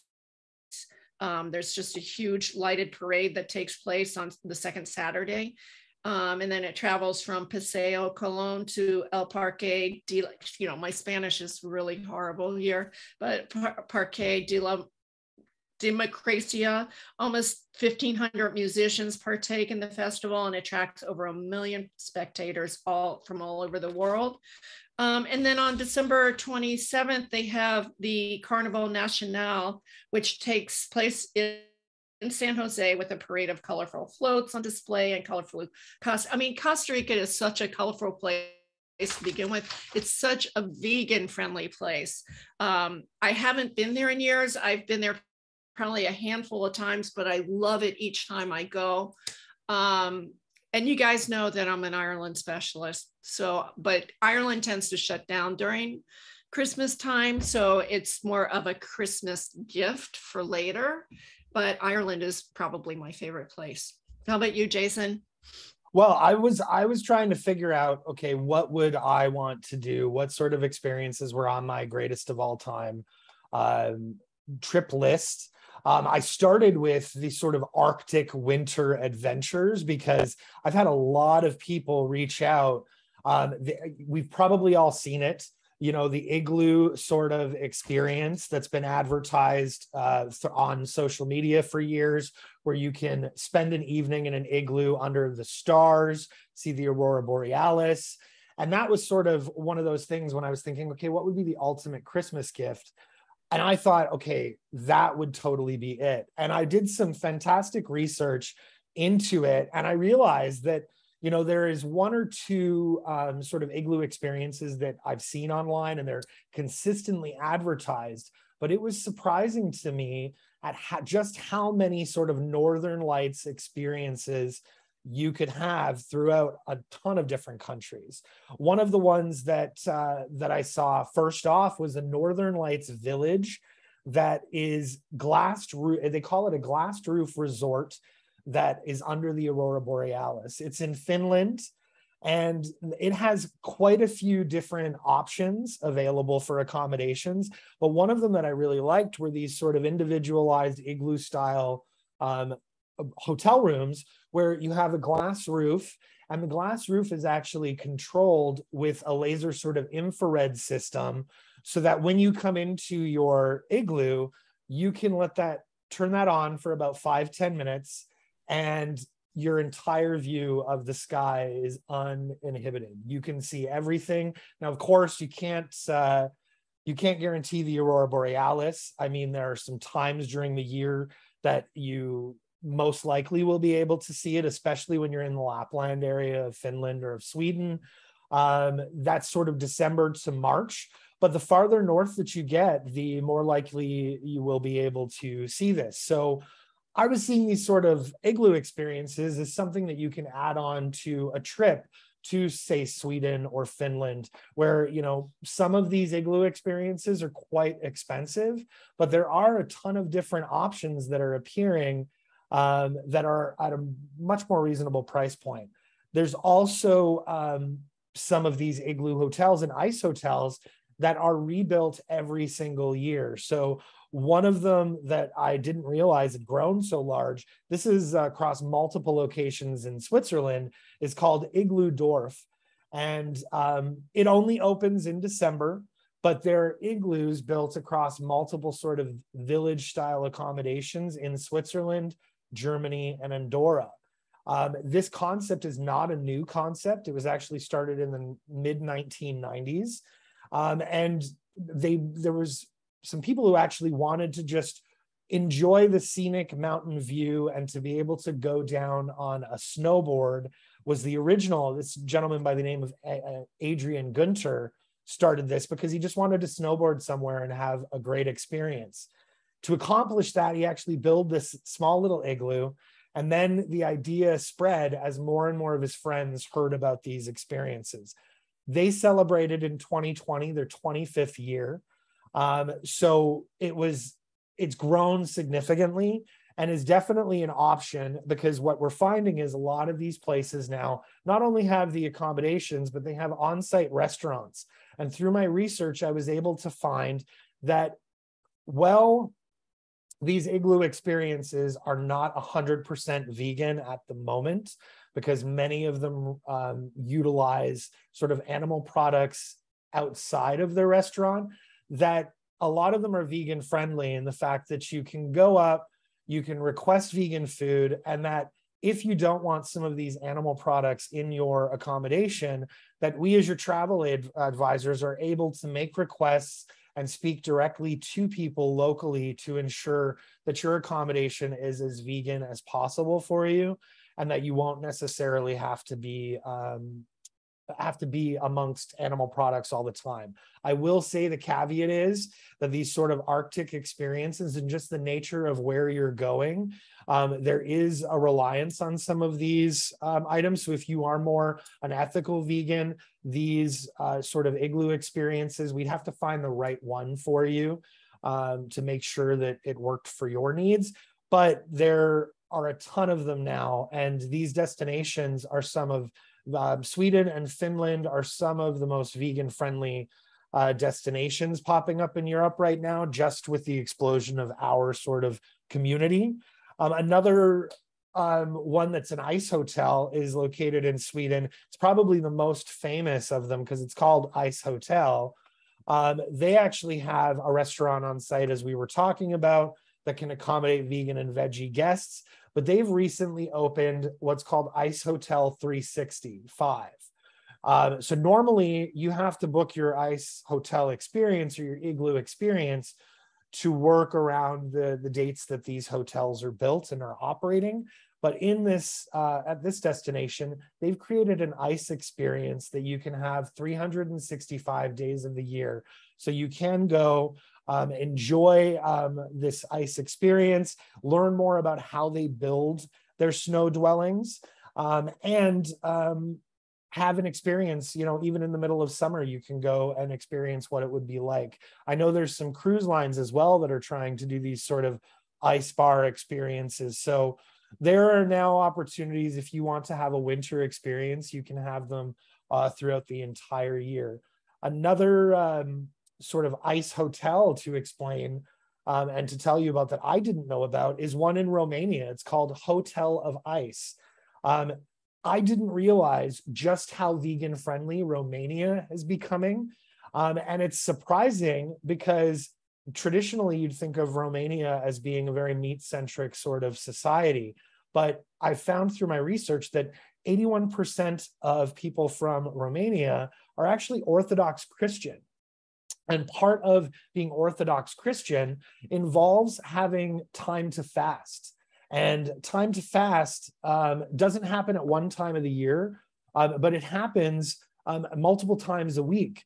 And the fasting time is called deep host. So they don't call it vegan in Romania, but you can tell people that you are fasting or you are deep host, and all of a sudden everybody knows what you're talking about. You will get vegan menus because this fasting requires that people do not consume any animal products. So it really works towards our vegan community and our vegan lifestyle, because you don't have to explain to them over and over. You can just say, I'm fasting, and everybody will understand. What I liked about this ice, of this Hotel of Ice, is that they, again, it's not just the hotel experience. You can go and they have activities that are on site. You can do skiing, you can do other winter activities, but you also have the on-site restaurant, so you don't need to go worried that you're not going to be accommodated. And again, I keep repeating it, but this is the sort of stuff that Donna and I do. Once we know that a client has found the hotel they want to go to, we kick into high gear and go, okay, what is the experience like for a vegan traveler, so that before you put down the money on these experiences, that you know what you're going to be getting.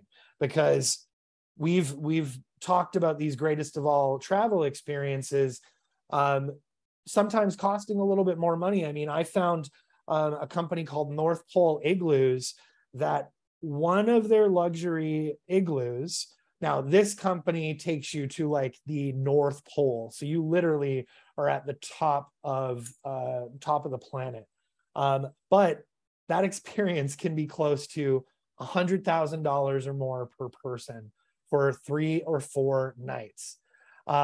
You're getting a— You want to take me? Hey, if you're going to take me, I'll take you. But it doesn't always have to be at that really extreme price point, but the gamut is available. And what we find, I think Donna and Brighde would agree, that a lot of the people on the higher end, they got vegans sorted out. What we're trying to do is make sure that we have activities and experiences that people can hit at any price point. And a lot of these destinations are starting to figure out, okay, there's a vegan travel market. We want to hit on it. And that's what we're trying to do, is amplify that voice. So Jason, let's talk about some staycations. Yeah, absolutely. Can I talk about New York? 100%. Go for it. So we're gonna go into staycations, because I know I did a couple years ago, before the pandemic, before I knew we were gonna be like this. I did a lot of what I called staycation vacations, where I would go overnight somewhere.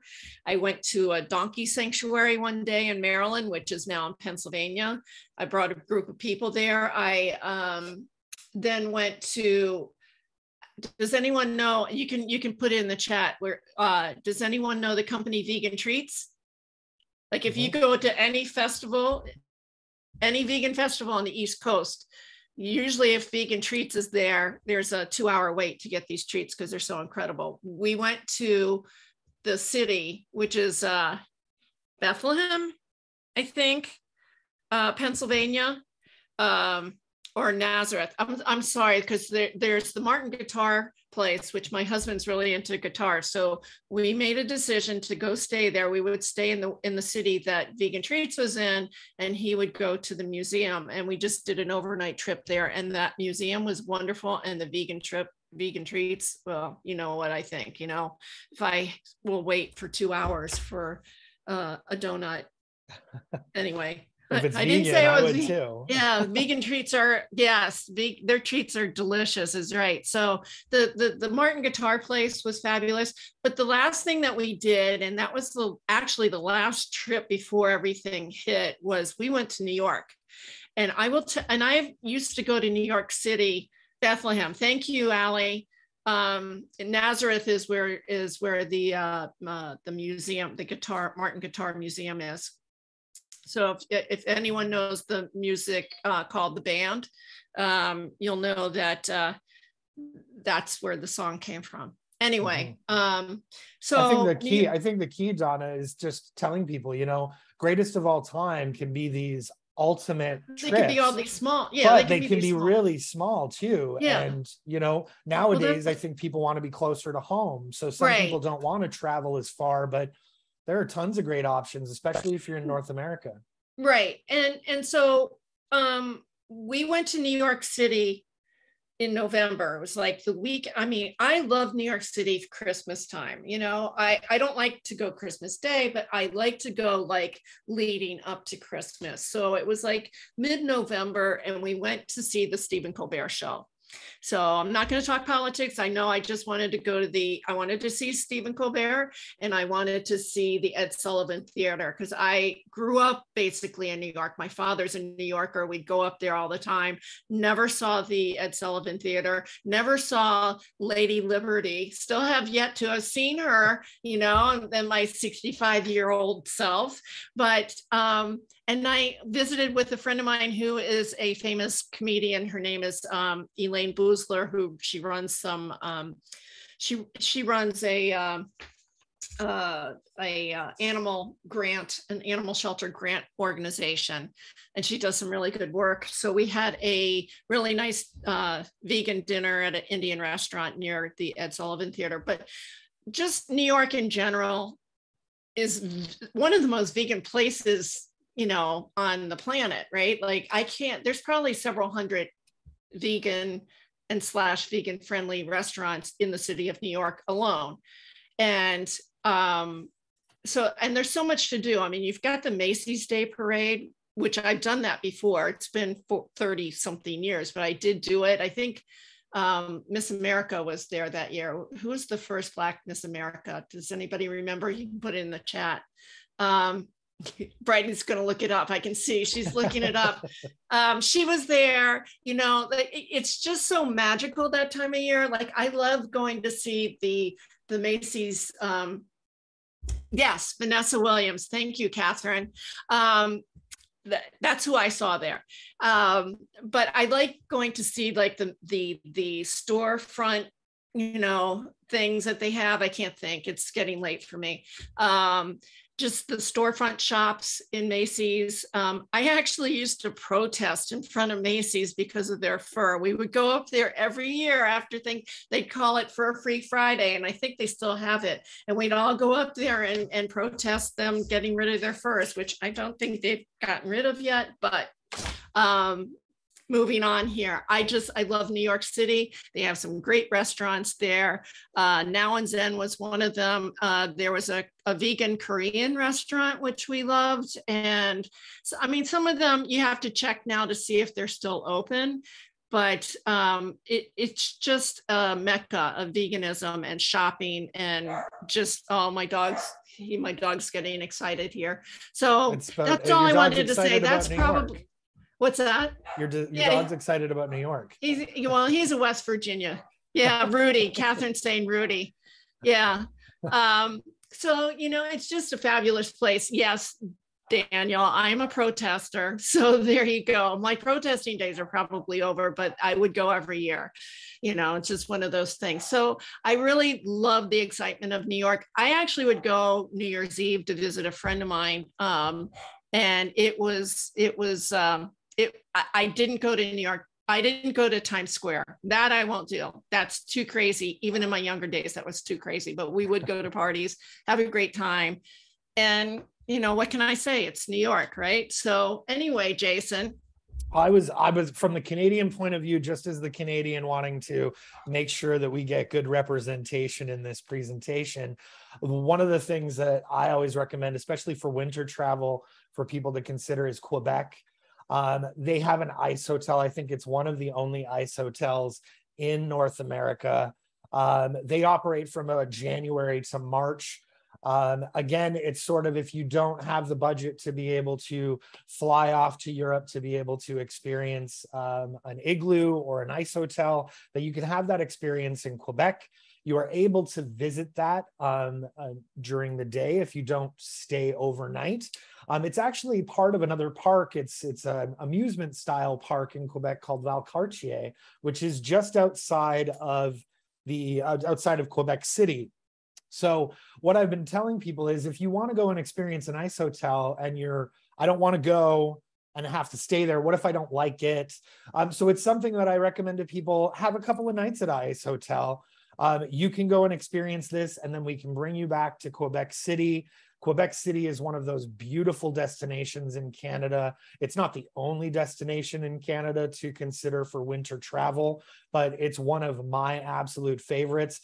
It was where I had proposed. We got engaged when we went to Quebec City. It's quite beautiful and breathtaking, the old city versus the new city. And like Donna said, New York's very vegan friendly, but I think what we're finding is a lot of the larger cities in North America are absolutely able to accommodate vegan travelers and are very vegan friendly. Brighde, I see your hand up. Did you want to jump in there? I did, because I actually did a winter Quebec trip this year in February. It was a gift from my partner, because actually in Quebec City, they actually have the Carnival in Quebec City with the little bonhomme de neige, with the little snowman with the little red hat and the Quebecois yes. scarf. Bon And air. it was so much fun. We stayed at the Fairmont, which is a beautiful castle hotel in Quebec City. And we went to the festival. We went and saw all the ice exhibits, which was super cool. It was obviously very cold at that time of year. But there are some other fun things that you can do. And this is just outside of, we also went to Ottawa as well. But we actually did ice skating on Ottawa Canal. I think a lot of people know about that. The Ottawa Canal freezes over, and you can skate for 9 or 11 kilometers, which is kind of crazy. And the second thing we did was ice skating through a forest. So some ingenious person has flooded the road that goes through this forest, and you can ice skate through the forest. And also lots of snowmobiling, all of these kinds of winter activities. So yeah, it was so much fun. I absolutely loved it. Okay, and I Carnival, just wanted to add that. No problem. No, that's absolutely right. Carnival was on my list as the next thing to think about. As Brighde said, it takes over Quebec City. You'll find that, like she said, there are some areas where they'll flood it so they can have a skating rink for everybody. They'll have music stages. They'll have events right through the city. So you really don't have to plan a greatest of all time experience traveling that far if you wanted to be able to enjoy winter and enjoy what it can offer. Another one that I really wanted to mention that's new for Quebec City, and I think it's the first of its kind in North America, is the Club Med Charlevoix, which is an all-inclusive ski resort, which is about an hour and 15 minutes outside of Quebec City. So again, something that you could, if you wanted to spend a few days in Quebec City, then go spend a long weekend at an all-inclusive style ski resort. You can do that without having to travel all the way across the world. Can I just mention about Club Med, because I just had some clients come back there. Well, they were in the one in Florida, and we're not going to talk about that. They said that the vegan food was amazing. They had a great kids club there, but the vegan food, they came up, I talked to the sales rep, and they've come up with a whole vegan menu plan for vegans. So it's something to look out for in the future. Thank you. Yeah, I was actually going to say that was part of the thing about the Club Med is they are able to handle dietary requirements really, really well. I spoke just this week again because what Donna and I try and do is find out, okay, what's the experience like right now for vegan travelers? Because relying on a review from a couple of years ago, it's not going to fly for a lot of our clients, and it's not the experience that we want to set them up for. So I know in our case here at Vegan Vacations, we'll reach out when a client's about really close to booking, and we're going to say, what's the experience like? What, you know, how should they be prepared to be able to handle their trip? And Club Med is one of those ones where you don't really have to worry. Their chef on day one will sit down and meet with you if that's the style you want.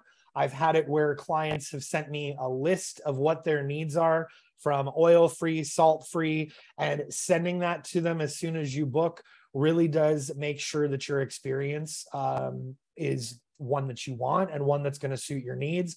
Like Donna said, they're really quick on replying to reviews. What I've had my clients do the last couple of trips that they've been on is I've had my clients send me a review with some photos of their experience. And we, with our clients, are able to offer them some compensation for that.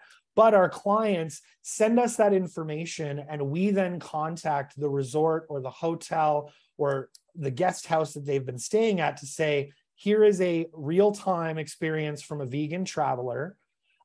Here are ways that I think you can tweak and make accommodations. And what we're finding is that a lot of these places are like, we didn't know half of this was a problem. We didn't know that it would be easy to make a change or make an accommodation. And a lot of times those places, like you said, Donna, with the Club Med, they want to encourage the clients to come back and experience it once they've been able to fix some of their issues and be able to accommodate vegan travelers. So I think it's really important for us to be sharing our reviews on these products, going online and telling people what your experience is like as a vegan traveler, because in a lot of cases, these places just have not had the feedback that they're getting. Yeah, I actually became vegan in 1983 and a travel agent in 1985. And I think it was 1985 that I went on my first, what they call travel familiarization trip. And it was a Club Med. I went to 2 Club Meds, actually. I went to a Club Med before I became a travel agent, but I went to the one in Bermuda, which is no longer there. And they were able to handle me back then. So, yep. You know, a lot of it was buffet, but they were able to do it. They, you know, knew what I had to eat and what I couldn't eat. And, you know, it was great. So there you go. I'm a big proponent on keep advocating, right? You know, I think we all are used to when we travel, telling people I'm vegan, and, you know, making sure that they know what your needs are. I mean, there's some places where you have to, especially in the Caribbean, and we're going to chat about the Caribbean in just a little bit. But there's some of those places where it is really hard to be accommodated. But when you start explaining what your needs are, there's a lot of places that are able to accommodate us. We just have to make sure to tell them what we need. Hey, Jason, before we go on to the next segment, you want to talk a little bit about Montreal? That's my favorite. That's probably my favorite Canadian town, and I love the shopping there. I'm sure it's the same. It is absolutely my favorite spot. It's one, if you were going to do a winter trip to Quebec, definitely give us a call, because we would recommend that you either start in Montreal and go to Quebec, or you start in Quebec and go to Montreal, because the Montreal food scene for vegans is probably even, now Torontonians are going to be really upset with me saying this, but I think that Montreal has veganism from the food vantage point locked down. They really do. You can go into any sort of restaurant and request vegan. They've probably got a vegan menu. They've got tons of great vegan restaurant spots.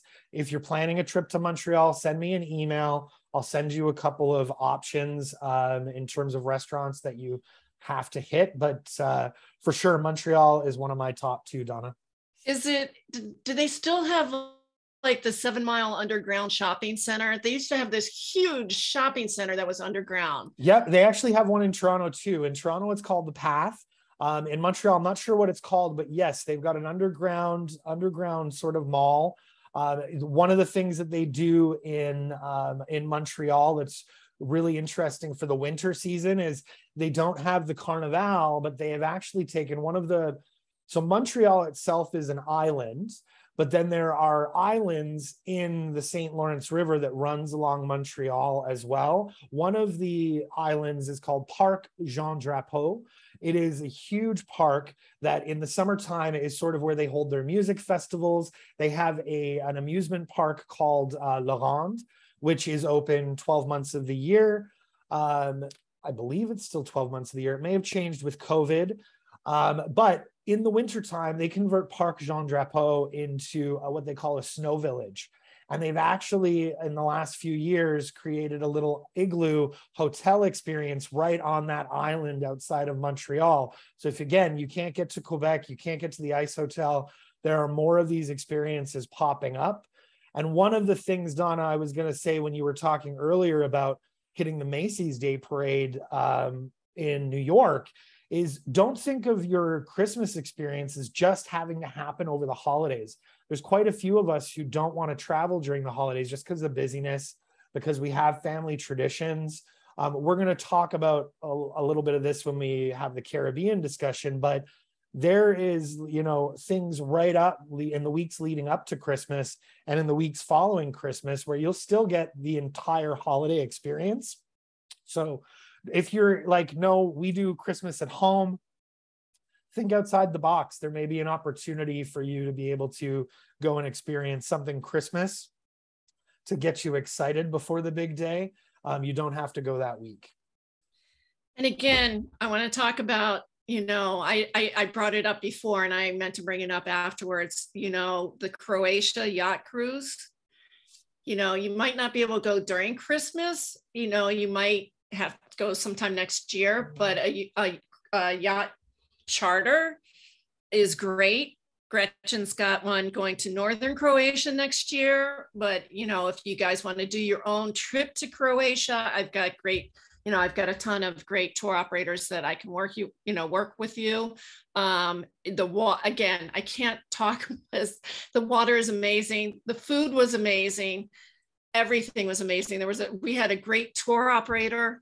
Everything came out great. So I thank you, Brighde, for joining in on this. We'd love to hear what tour operators' favorite places are.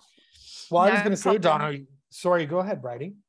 No problem. And if anyone's interested in Africa, then feel free to reach out to Jason or Donna and to get more information. Thank you. All right. I'll stop sharing my screen and I'll be listening to the next session. Thanks, everyone. Great. Thank you. Thanks.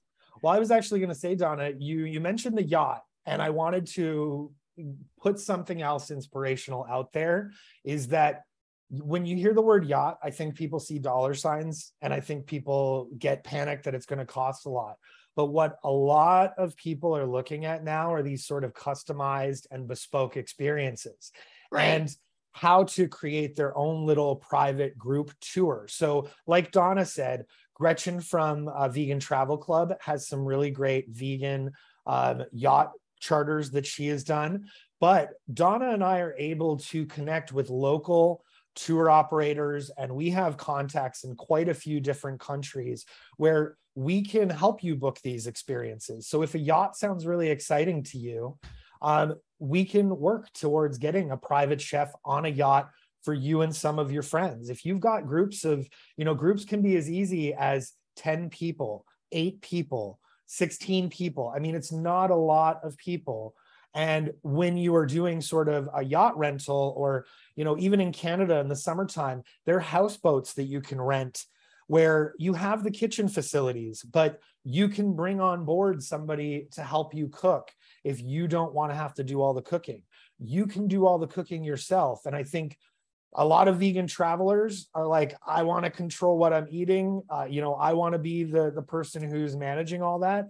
There are some that don't want to, but thinking outside the box about these trips is really where we come in handy and are able to help inspire you and to look and see if there are options for you, because there are lots of companies that will do yacht charters in countries other than Croatia. In the Caribbean islands where we're heading to next, there are a lot of them where they'll even let you, they'll provide the crew for you. They'll provide everything. You just have to show up.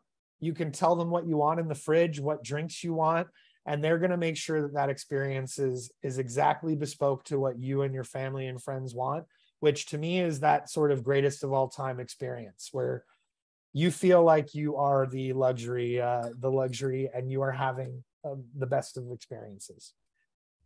So let's talk about, we're on to the next segment. We're a little bit over time here. That's all right. I know we're having a good time. We're going to talk about cruising and the Caribbean during Christmas. Absolutely. Well, I think you and I were chatting about, just explaining to people, what options are out there. Now I will start off by mentioning that there are some vegan cruises out there that are advertised online. Donna and I are able to help with some of those vegan cruises, but what we wanted to make sure everybody understood was that a lot of these vegan cruises are charters or half charters of ships. So you just have to be sure of what you're signing up for, because a vegan friendly cruise is a little bit different than a full vegan charter or, a half vegan charter. And what we're trying to focus on is some of these, larger vessels. So maybe you don't want to be on a yacht with 12 of your friends because that's just too small. You might want to be on something a little bit more. And we've got some cruise companies that have really been supporters of veganism and understanding our particular needs that we wanted to chat about. Did you want to start? Because I know you have a lot of experience with Oceania. Yeah, I do have a lot of experience with Oceania. I have a client who's on there right now and having the time of her life. She's on a 4 month, not a 4 month. Actually, next year she is going to be on a 4 month cruise with them because she loves them so much. She's on a 4-week cruise with them. Her brother's going to come in and join her in about a week.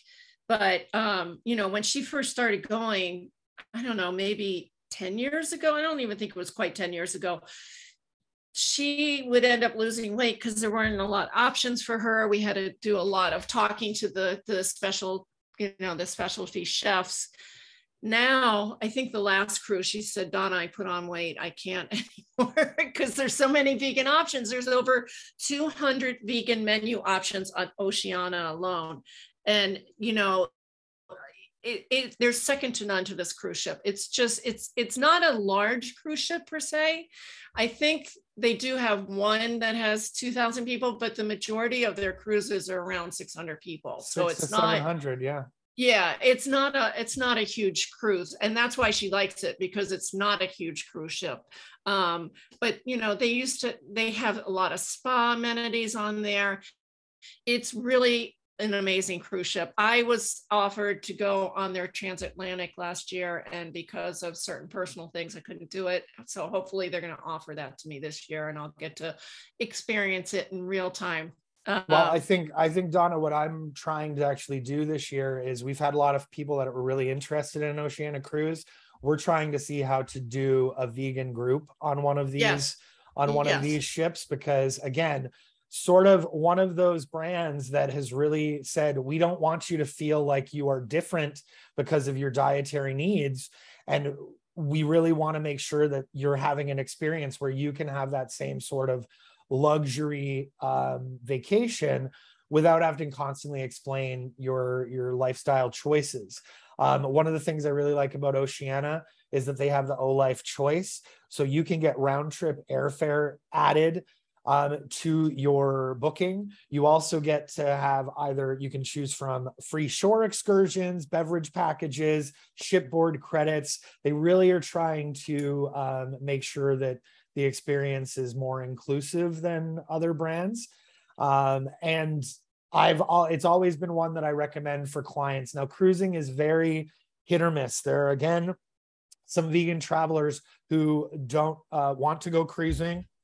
completely understand that. What we're trying to do is make sure that vegans know which cruise lines they'll be able to enjoy without having that worry. I will say cruise companies have come a real far way with how sustainable they are, and the moves that they're trying to make to ensure that the impact is less on the environment. So that's why I like some of these cruise lines that we're going to be chatting about.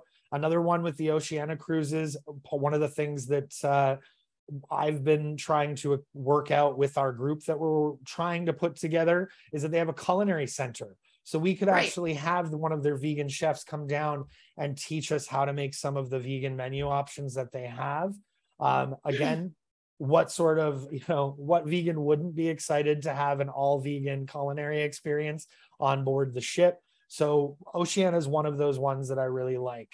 In terms of can I just interject one thing? Yeah, of course. I just had some clients come off their ship and they're no salt, they're SOS. And you wouldn't think on a cruise ship you could do SOS, but you can. It just depends on the cruise ship and how well they want to accommodate you. And Oceania does that. They want to accommodate everyone. So they didn't have a problem. And she did it for health reasons. She had some heart issues. So but I find these companies that have these number of vegan menu options on it, generally what you're going to find is they are able to accommodate and have no problem with it. I know we're going to be chatting Christmas markets tomorrow. The size of the vessel, like we're going to chat some river cruises and things. The size of the vessel does make a difference in how much they can accommodate. But generally what we're finding is there is a lot of ocean liners that 100% understand the needs of vegan travelers from at least the dietary point of view. And we're seeing those options grow and grow. I did want to highlight just a couple of really cool itineraries that I was able to find on Oceania during the holidays, where I was like, do I present this as the greatest of all time, or do I present this as vegan cruising? So we've kept them to vegan cruising. Some of them could be greatest of all time, but they've got a 21-day itinerary leaving from Miami to Rio de Janeiro, where you could be sailing along the Amazon River on Christmas Day and on New Year's Day. Like, I as soon as I saw it, I went, that would be awesome. Another great point about that itinerary is you get a stop in St. Lucia, which I think, Donna, you would say is one of my places, one of the most vegan friendly places in the Caribbean. Yeah, St. Lucia is the Hawaii of the East Coast. It's so beautiful there. And there is a restaurant that has a vegan hotel that has a vegan restaurant in it. So just saying. Another Oceania itinerary was from Barbados. It was a Barbados return. And the thing I liked about this itinerary was the fact that apart from the first day where you are a sailing day, every single day you hit a new Caribbean island. So if you wanted to hit a number of different islands and get to, get a taste of what it would be like, you stop at St. Bart's, Antigua, Dominica, Martinique, Guadeloupe, St. Lucia, St. Vincent, and Trinidad. And every day you hit a different spot. For some of my clients who've never experienced the Caribbean, I do offer the experience through the cruise ship, because it really does give you an opportunity to see if you like a destination more and maybe you want to come back. Booking a 7, 10, 14-day itinerary at a really small island, you might feel stuck, especially if you haven't been there before, or if you're not too sure of what the vegan options are. This type of itinerary is great because it'll let you say, hey, I really loved St. Lucia. I want to go back and experience it. And then travel advisors like Donna and myself can then go in deep into that research and make sure that you're staying at the right place, that you know what the vegan options are. Some of these smaller Caribbean islands are still really learning what veganism is. So, seafood is entrenched in the tradition and the culture of the islands. But what they're recognizing is that there are ways for them to be able to accommodate vegan diets without having to rely on, say, the processed meat substitutes. We're showing them where protein can come from and how easy it is to accommodate those people eating a plant-based diet. And then I think the next step for Donna and I is going, now let's chat animal welfare and the rest of the vegan lifestyle components that I think slowly people are recognizing, but the food options are definitely starting to increase in the Caribbean. Well, did you want to talk about Regent and Disney?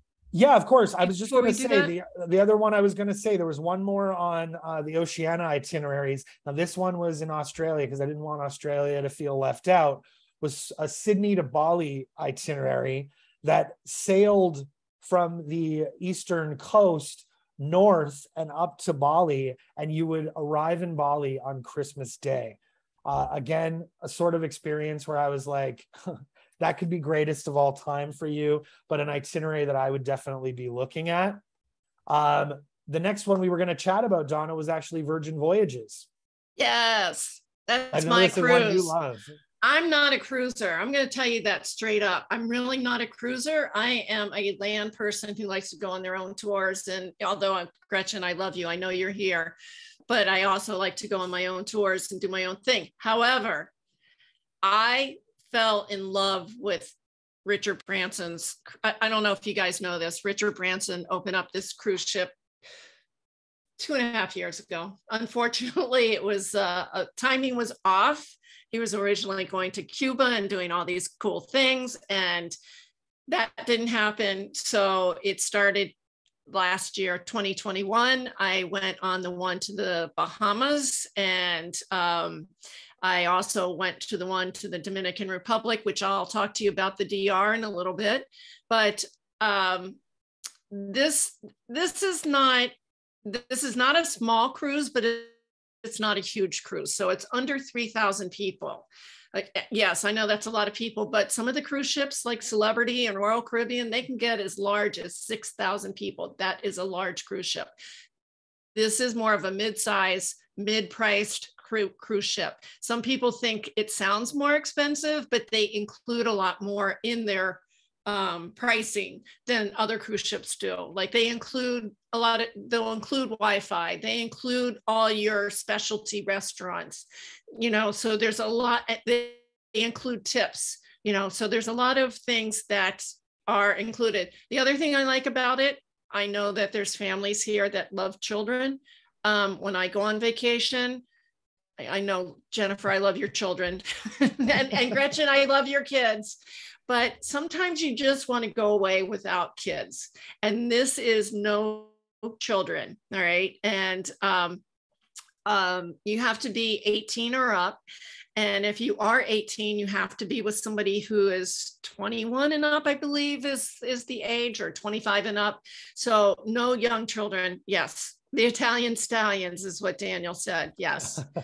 The other thing I really wanted to happen, and yeah, Gretchen says she loves her kids too, but yeah, she gets it because she goes on vacations with me, which we're going on a vacation together in a little bit. Anyway, where was I? I wanted to go. The other reason why I wanted to go, and it's not started happening yet, but they're looking to make it happen, is they have a vegan drag brunch in the restaurant called the Razzle Dazzle. And that's this restaurant, you can't see me pointing because I don't know, maybe you can, the red and white restaurant behind the Lick Me Till You Scream ice cream. I thought that would be so much fun. It's not happening yet because of COVID, but they are starting to do other drag queen stuff. So get ready for it. It's a, and the other thing I liked about it, it's an active cruise. It's not like old people cruises where you're sitting and playing, what is that thing that you know what I'm talking about. I actually did some spinning classes. There were some yoga classes. There was a Richard Simmons class, which was really hilarious to see me dancing.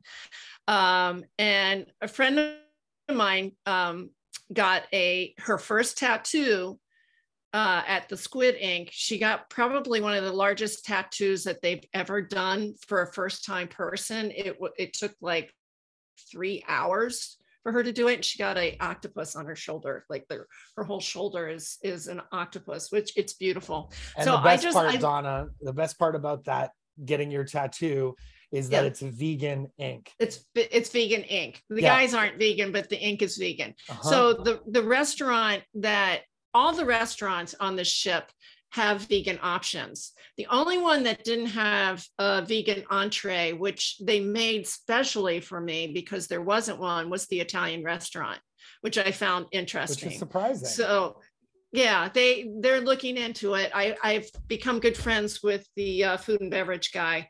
They did have at that restaurant a vegan chocolate mousse cake, which that was, was interesting. But so the Razzle Dazzle is a plant-based forward restaurant. It's like half vegetarian / vegan and then half non.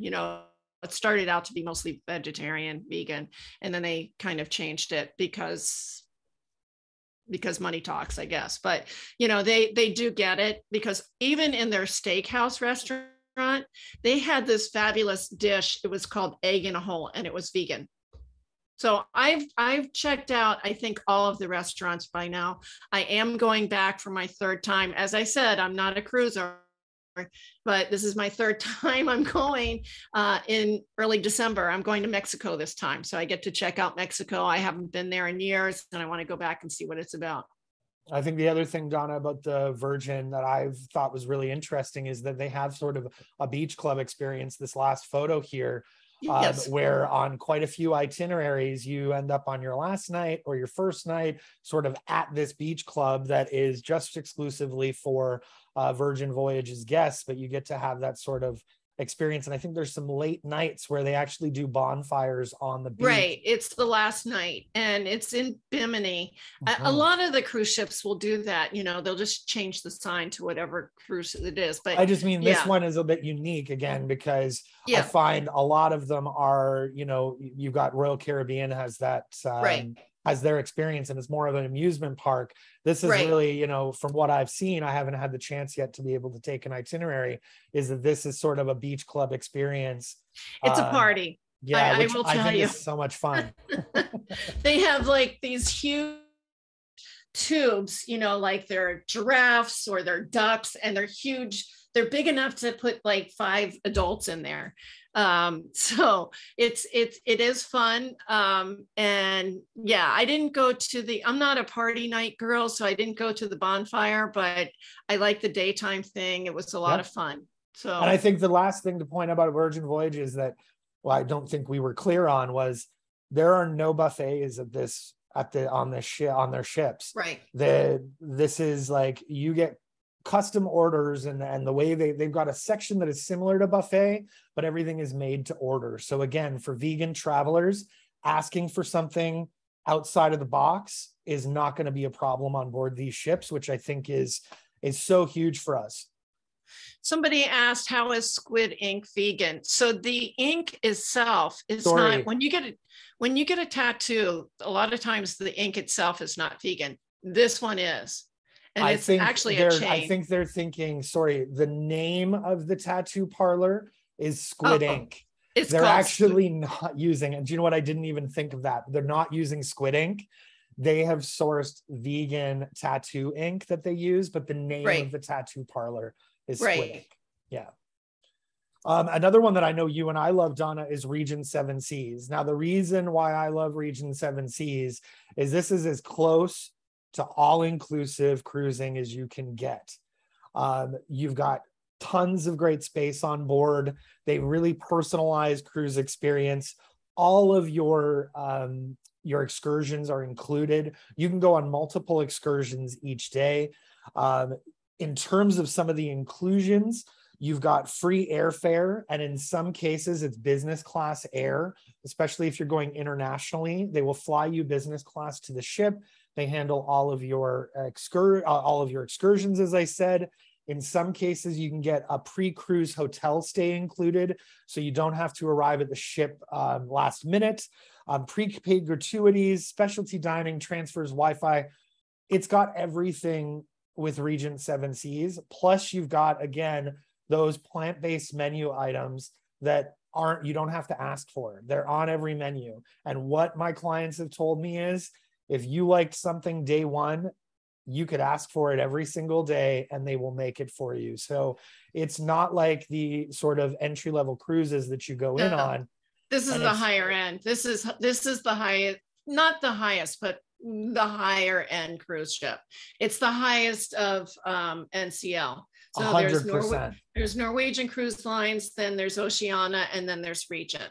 And what I would say is this definitely would have been on my greatest of all time trips, because again, when you look at those price points, you're like, wow, that can be higher than what I've seen online.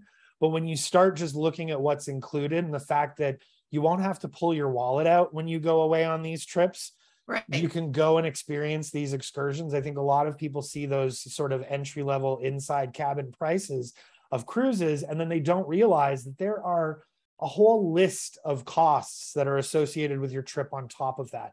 I had a friend who just booked, she's surprising her kids with a Halloween cruise in October, and she got a really great rate. She didn't book with me originally. She transferred in, but what she realized is once she booked that, she had to add on all these experiences. So I always recommend to clients they don't want to have to deal with all that, look at the Regent, because you do have some inclusions that will make it feel, again, like an all-inclusive experience. I found a couple of itineraries, Donna, I wanted to just mention here. They have Christmas on the Canal. This is a 16-night leaving December 20 to January 5th. It leaves from Miami and disembarks in Los Angeles, but you actually get to transit the Panama Canal on Christmas Day. Again, one of those sort of bucket list experiences for people that I would book in a heartbeat. They also have an Island Cheer and Caribbean New Year. This is a Miami return 14 nights. You get a full day in Aruba on Christmas. If you've joined us at our vegan Aruba event that we held with Meredith last year, Aruba is a very vegan friendly destination and lots of growing options there. It leaves Antigua sort of late night on New Year's. So you can stay in town right up until 11 p.m. and you sail away from Antigua on New Year's Eve. I've been told that they expect that you'll be able to watch all of the fireworks on your way out. Another itinerary that's sort of greatest of all time. And then if you don't have 14, 16, or 21 days, there are some great 7-day itineraries as well. There's a Holiday in Harvest Cay. It's 7 nights. The reason why I think this itinerary is pretty interesting is it is 7 nights and it leaves the 13th and gets back the 20th. So again, if you're one of those people who wants to book a Christmas style trip, but you don't want to be away during the actual holidays, this is a great sort of holiday experience where you can go see a few destinations before you head home and then get started on your big Christmas tradition. So those are sort of some of the itineraries, Donna, that I saw that Regent was offering this particular year that I thought would be great. I know we chatted briefly with Jennifer about Disney Cruise Lines. Yes. If you aren't really interested in going to spending a theme park vacation as part of your holiday experience, Disney has taken their sort of park experience and put it on a ship. They have what's called Very Merry Time Cruises. They run from November through the New Year. And you're going to get that again, same sort of Christmas experience on board all of their ships, no matter what destination you're in. You'll have a 24-foot Christmas tree. You'll have Disney characters that are there for the season. They have special fireworks for each sailing, Santa Claus sightings, and you get to go and experience in some of their destinations, Disney's Castaway Cay, which is transformed with snow flurries. So you can get that sort of winter experience, again, without necessarily having to stay at a Disney park. The thing that I really liked about the Disney holiday experiences versus the Regents and the Oceanas is these were really shorter itineraries. So if you've got kids, you might not have the budget again or the time commitment for a 14-day experience. A lot of their itineraries in the Caribbean were 3 to 7 nights. So You don't necessarily have to commit to a full week. If you wanted to go give your kids maybe that, surprise them with an experience, there are some 3 and 4 night itineraries as well that Donna and I can help with. So we need to kind of move along here because we don't have much time. We're going a little bit over time again. Let's talk about some of the islands over the holidays. So the one, I mean, there's a couple of islands in here that I take a liking to. And one of them is actually not a Caribbean place, but I love Dominican Republic. There's a there's an eco resort in not in the mainstream part of Dominican Republic. I'm blanking out on the area, but it's in Port-au-Prince, and it's called Natura Cabana. They used to have a vegan chef there. You have your own private beach. You can do yoga right on the beach, or they have a little yoga area where you can do a yoga class overlooking the beach. Yeah. It's not an upscale resort. It does not have air conditioning, but you don't really need it as much in those areas because you've got the breeze. It's a upscale eco spa resort is what I would say, so you know what you're getting. It is kind of rustic, but it's upscale rustic. The other island, I mean, I like the Bahamas. There's what happens in the Bahamas. Jucanu happens on December 26th. Well, actually, let's go back to Dominican before we jump to Bahamas. Yes, I was going to say that the 3 months leading up to Christmas is a huge month. Is 3 months of parties and food and tradition. They all lead up to what they call Fuegos Artificial, which is fireworks, and they have a giant party, which is Noche Bueno.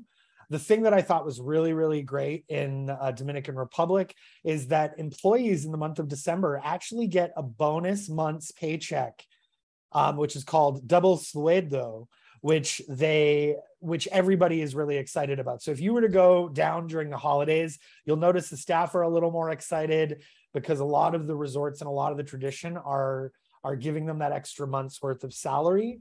And it's a party atmosphere for the month of December. It's actually great for windsurfers. Yeah. And what you were talking about in Bahamas, Donna, is called Junkanoo. And that actually happens twice in Nassau specifically. And it's a costume parade with lots of steel bands, and you've got lots of beautiful costumes. It happens on December 26th. So in Canada, that's Boxing Day. And it also happens on January 1st. The procession passes by judges, and they give out cash prizes and awards to the best dressed, to the most entertaining. And it's a party time. I met with some Bahamas local contacts that I have this week, and they said, if you were coming at the holidays, that's when you want to be there, because it is the most festive time. Right. So I would also say Belize. Belize is Caribbean-like, but it's not in the Caribbean. They have something similar to Junkanoo. It's John Canoe bands, I believe you called it. Yeah. They have a lot of performances and dancers. They have a drink called rum popu, which you were hoping to get veganized when you go back to Belize. Yeah. Belize is one of the most vegan-friendly areas ever. Like that kind of started Vegan Caribbean, because they have a Asian and Indian population. So I had some of the best curry vegan tofu. Awesome. And that was in the 90s, Yep. So I know it's only gotten better. I've sent a lot of people to the Belize area. They love it there. They do speak English there. It's British. It used to be British Honduras until 1981, I believe. So that's a great place. And it's actually very similar to Costa Rica, which we already kind of talked about. Yeah. If you are a scuba diver, they have the second largest barrier reef in the world. And I highly recommend you going there. Well, the one that I wanted to mention, Donna, was Grand Cayman Island. And they do something really unique. And it starts in late October and it goes until December 24th. And what ends up happening is there are community volunteers that go out and they transport buckets of sand from the beach to islanders' front yards. And they just pile that up in front of everybody's house. And then on December 24th, those piles get raked by the islanders into blankets of white on their front steps, because it's all white sand beaches. And then the rule is, and I don't know if it's unofficial or if anybody's broken the rule, but you're apparently not allowed to walk on that white sand until Christmas morning. So they have the whole night where if you were to go up and down the streets, you would just see white sand and it would seem like you were in a beautiful Christmas wonderland. And it's been a tradition that they've done for years and years. Again, like you said, it's very vegan friendly there. You're able to find a lot of the islands are vegan friendly. I think there are spots, the one caveat I always tell my clients is the Caribbean islands really rely on seafood. So as a vegan, you have to understand it's probably not going to be 100% vegan all the time, but so many of these islands now understand how to accommodate plant-based diet and are making positive changes for us. If we can just go over like maybe 2 other islands and then we can move on. So I just want to talk about St. Lucia and the Turks and Caicos, right? St. Lucia is, as I mentioned before, it's the Hawaii of the East. You know, it's the pitons are beautiful. It's just an amazing place. They have several several hotels that are either have a vegan restaurant or very vegan friendly. Most of the hotels are very vegan friendly, but there's one place in particular that I send a lot of honeymoon couples to.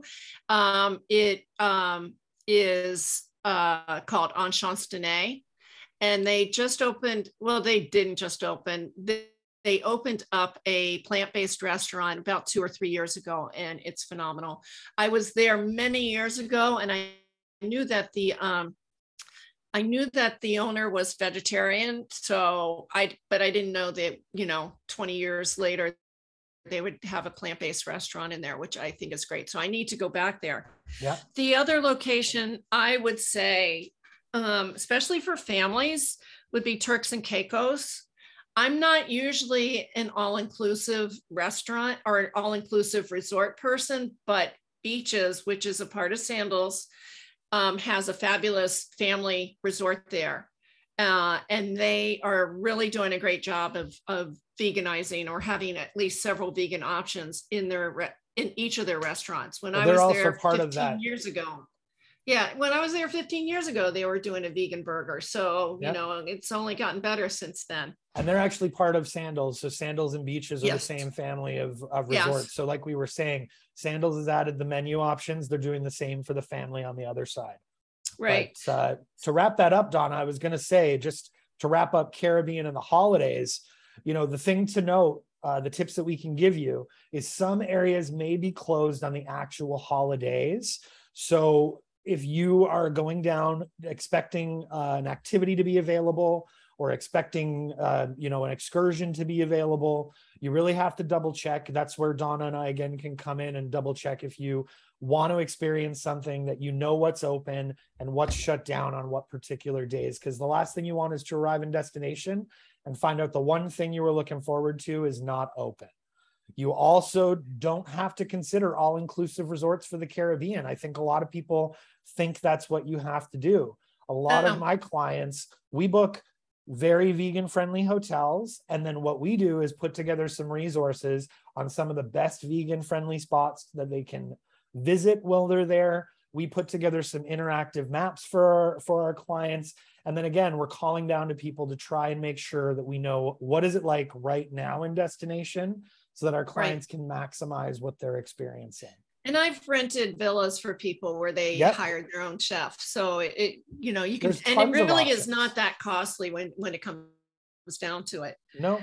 But one thing I would note about the cruises right now, because things still happen, and this is what we're here for, is that, with COVID, with wars, with everything else, you know, itineraries change, and you really have to pack your patience, whether it's the Caribbean or whether it's Europe, anywhere in the world right now. I am saying to you, pack your patience, because you're going to need it, especially during the holidays when it's a busy travel time. So that's and just naturally right now, even with flights, I'm sure everybody's experiencing it. If you've been traveling, you'll see that airports are overrun. There's lots of lineups, lots of people that we're trying to get things back up and running. So like Donna said, right. Pack your patience, try and like work out what your itinerary is, stick to your plan, but you know, have plans if things don't work out exactly how you'd hoped. And on your travel days, just go knowing, hey, this is just part of the experience. I'm putting in here your part about if you want excursions, you know. I was going to say on our website, if you are in Canada, even if you're in the United States, our website has 9 booking engines available. So we found a lot of vegan travelers really do like doing that research themselves. So on our website, we have the 9 booking engines. The only caveat I will say is that not all of our tours on our website are vegan only right now, but majority of them are vegan friendly. And once you've actually found something that you're interested in, whether it be an excursion, a cruise, or an all-inclusive package, reach out to us. We can double check and make sure that it's vegan and it can be accommodated prior to booking.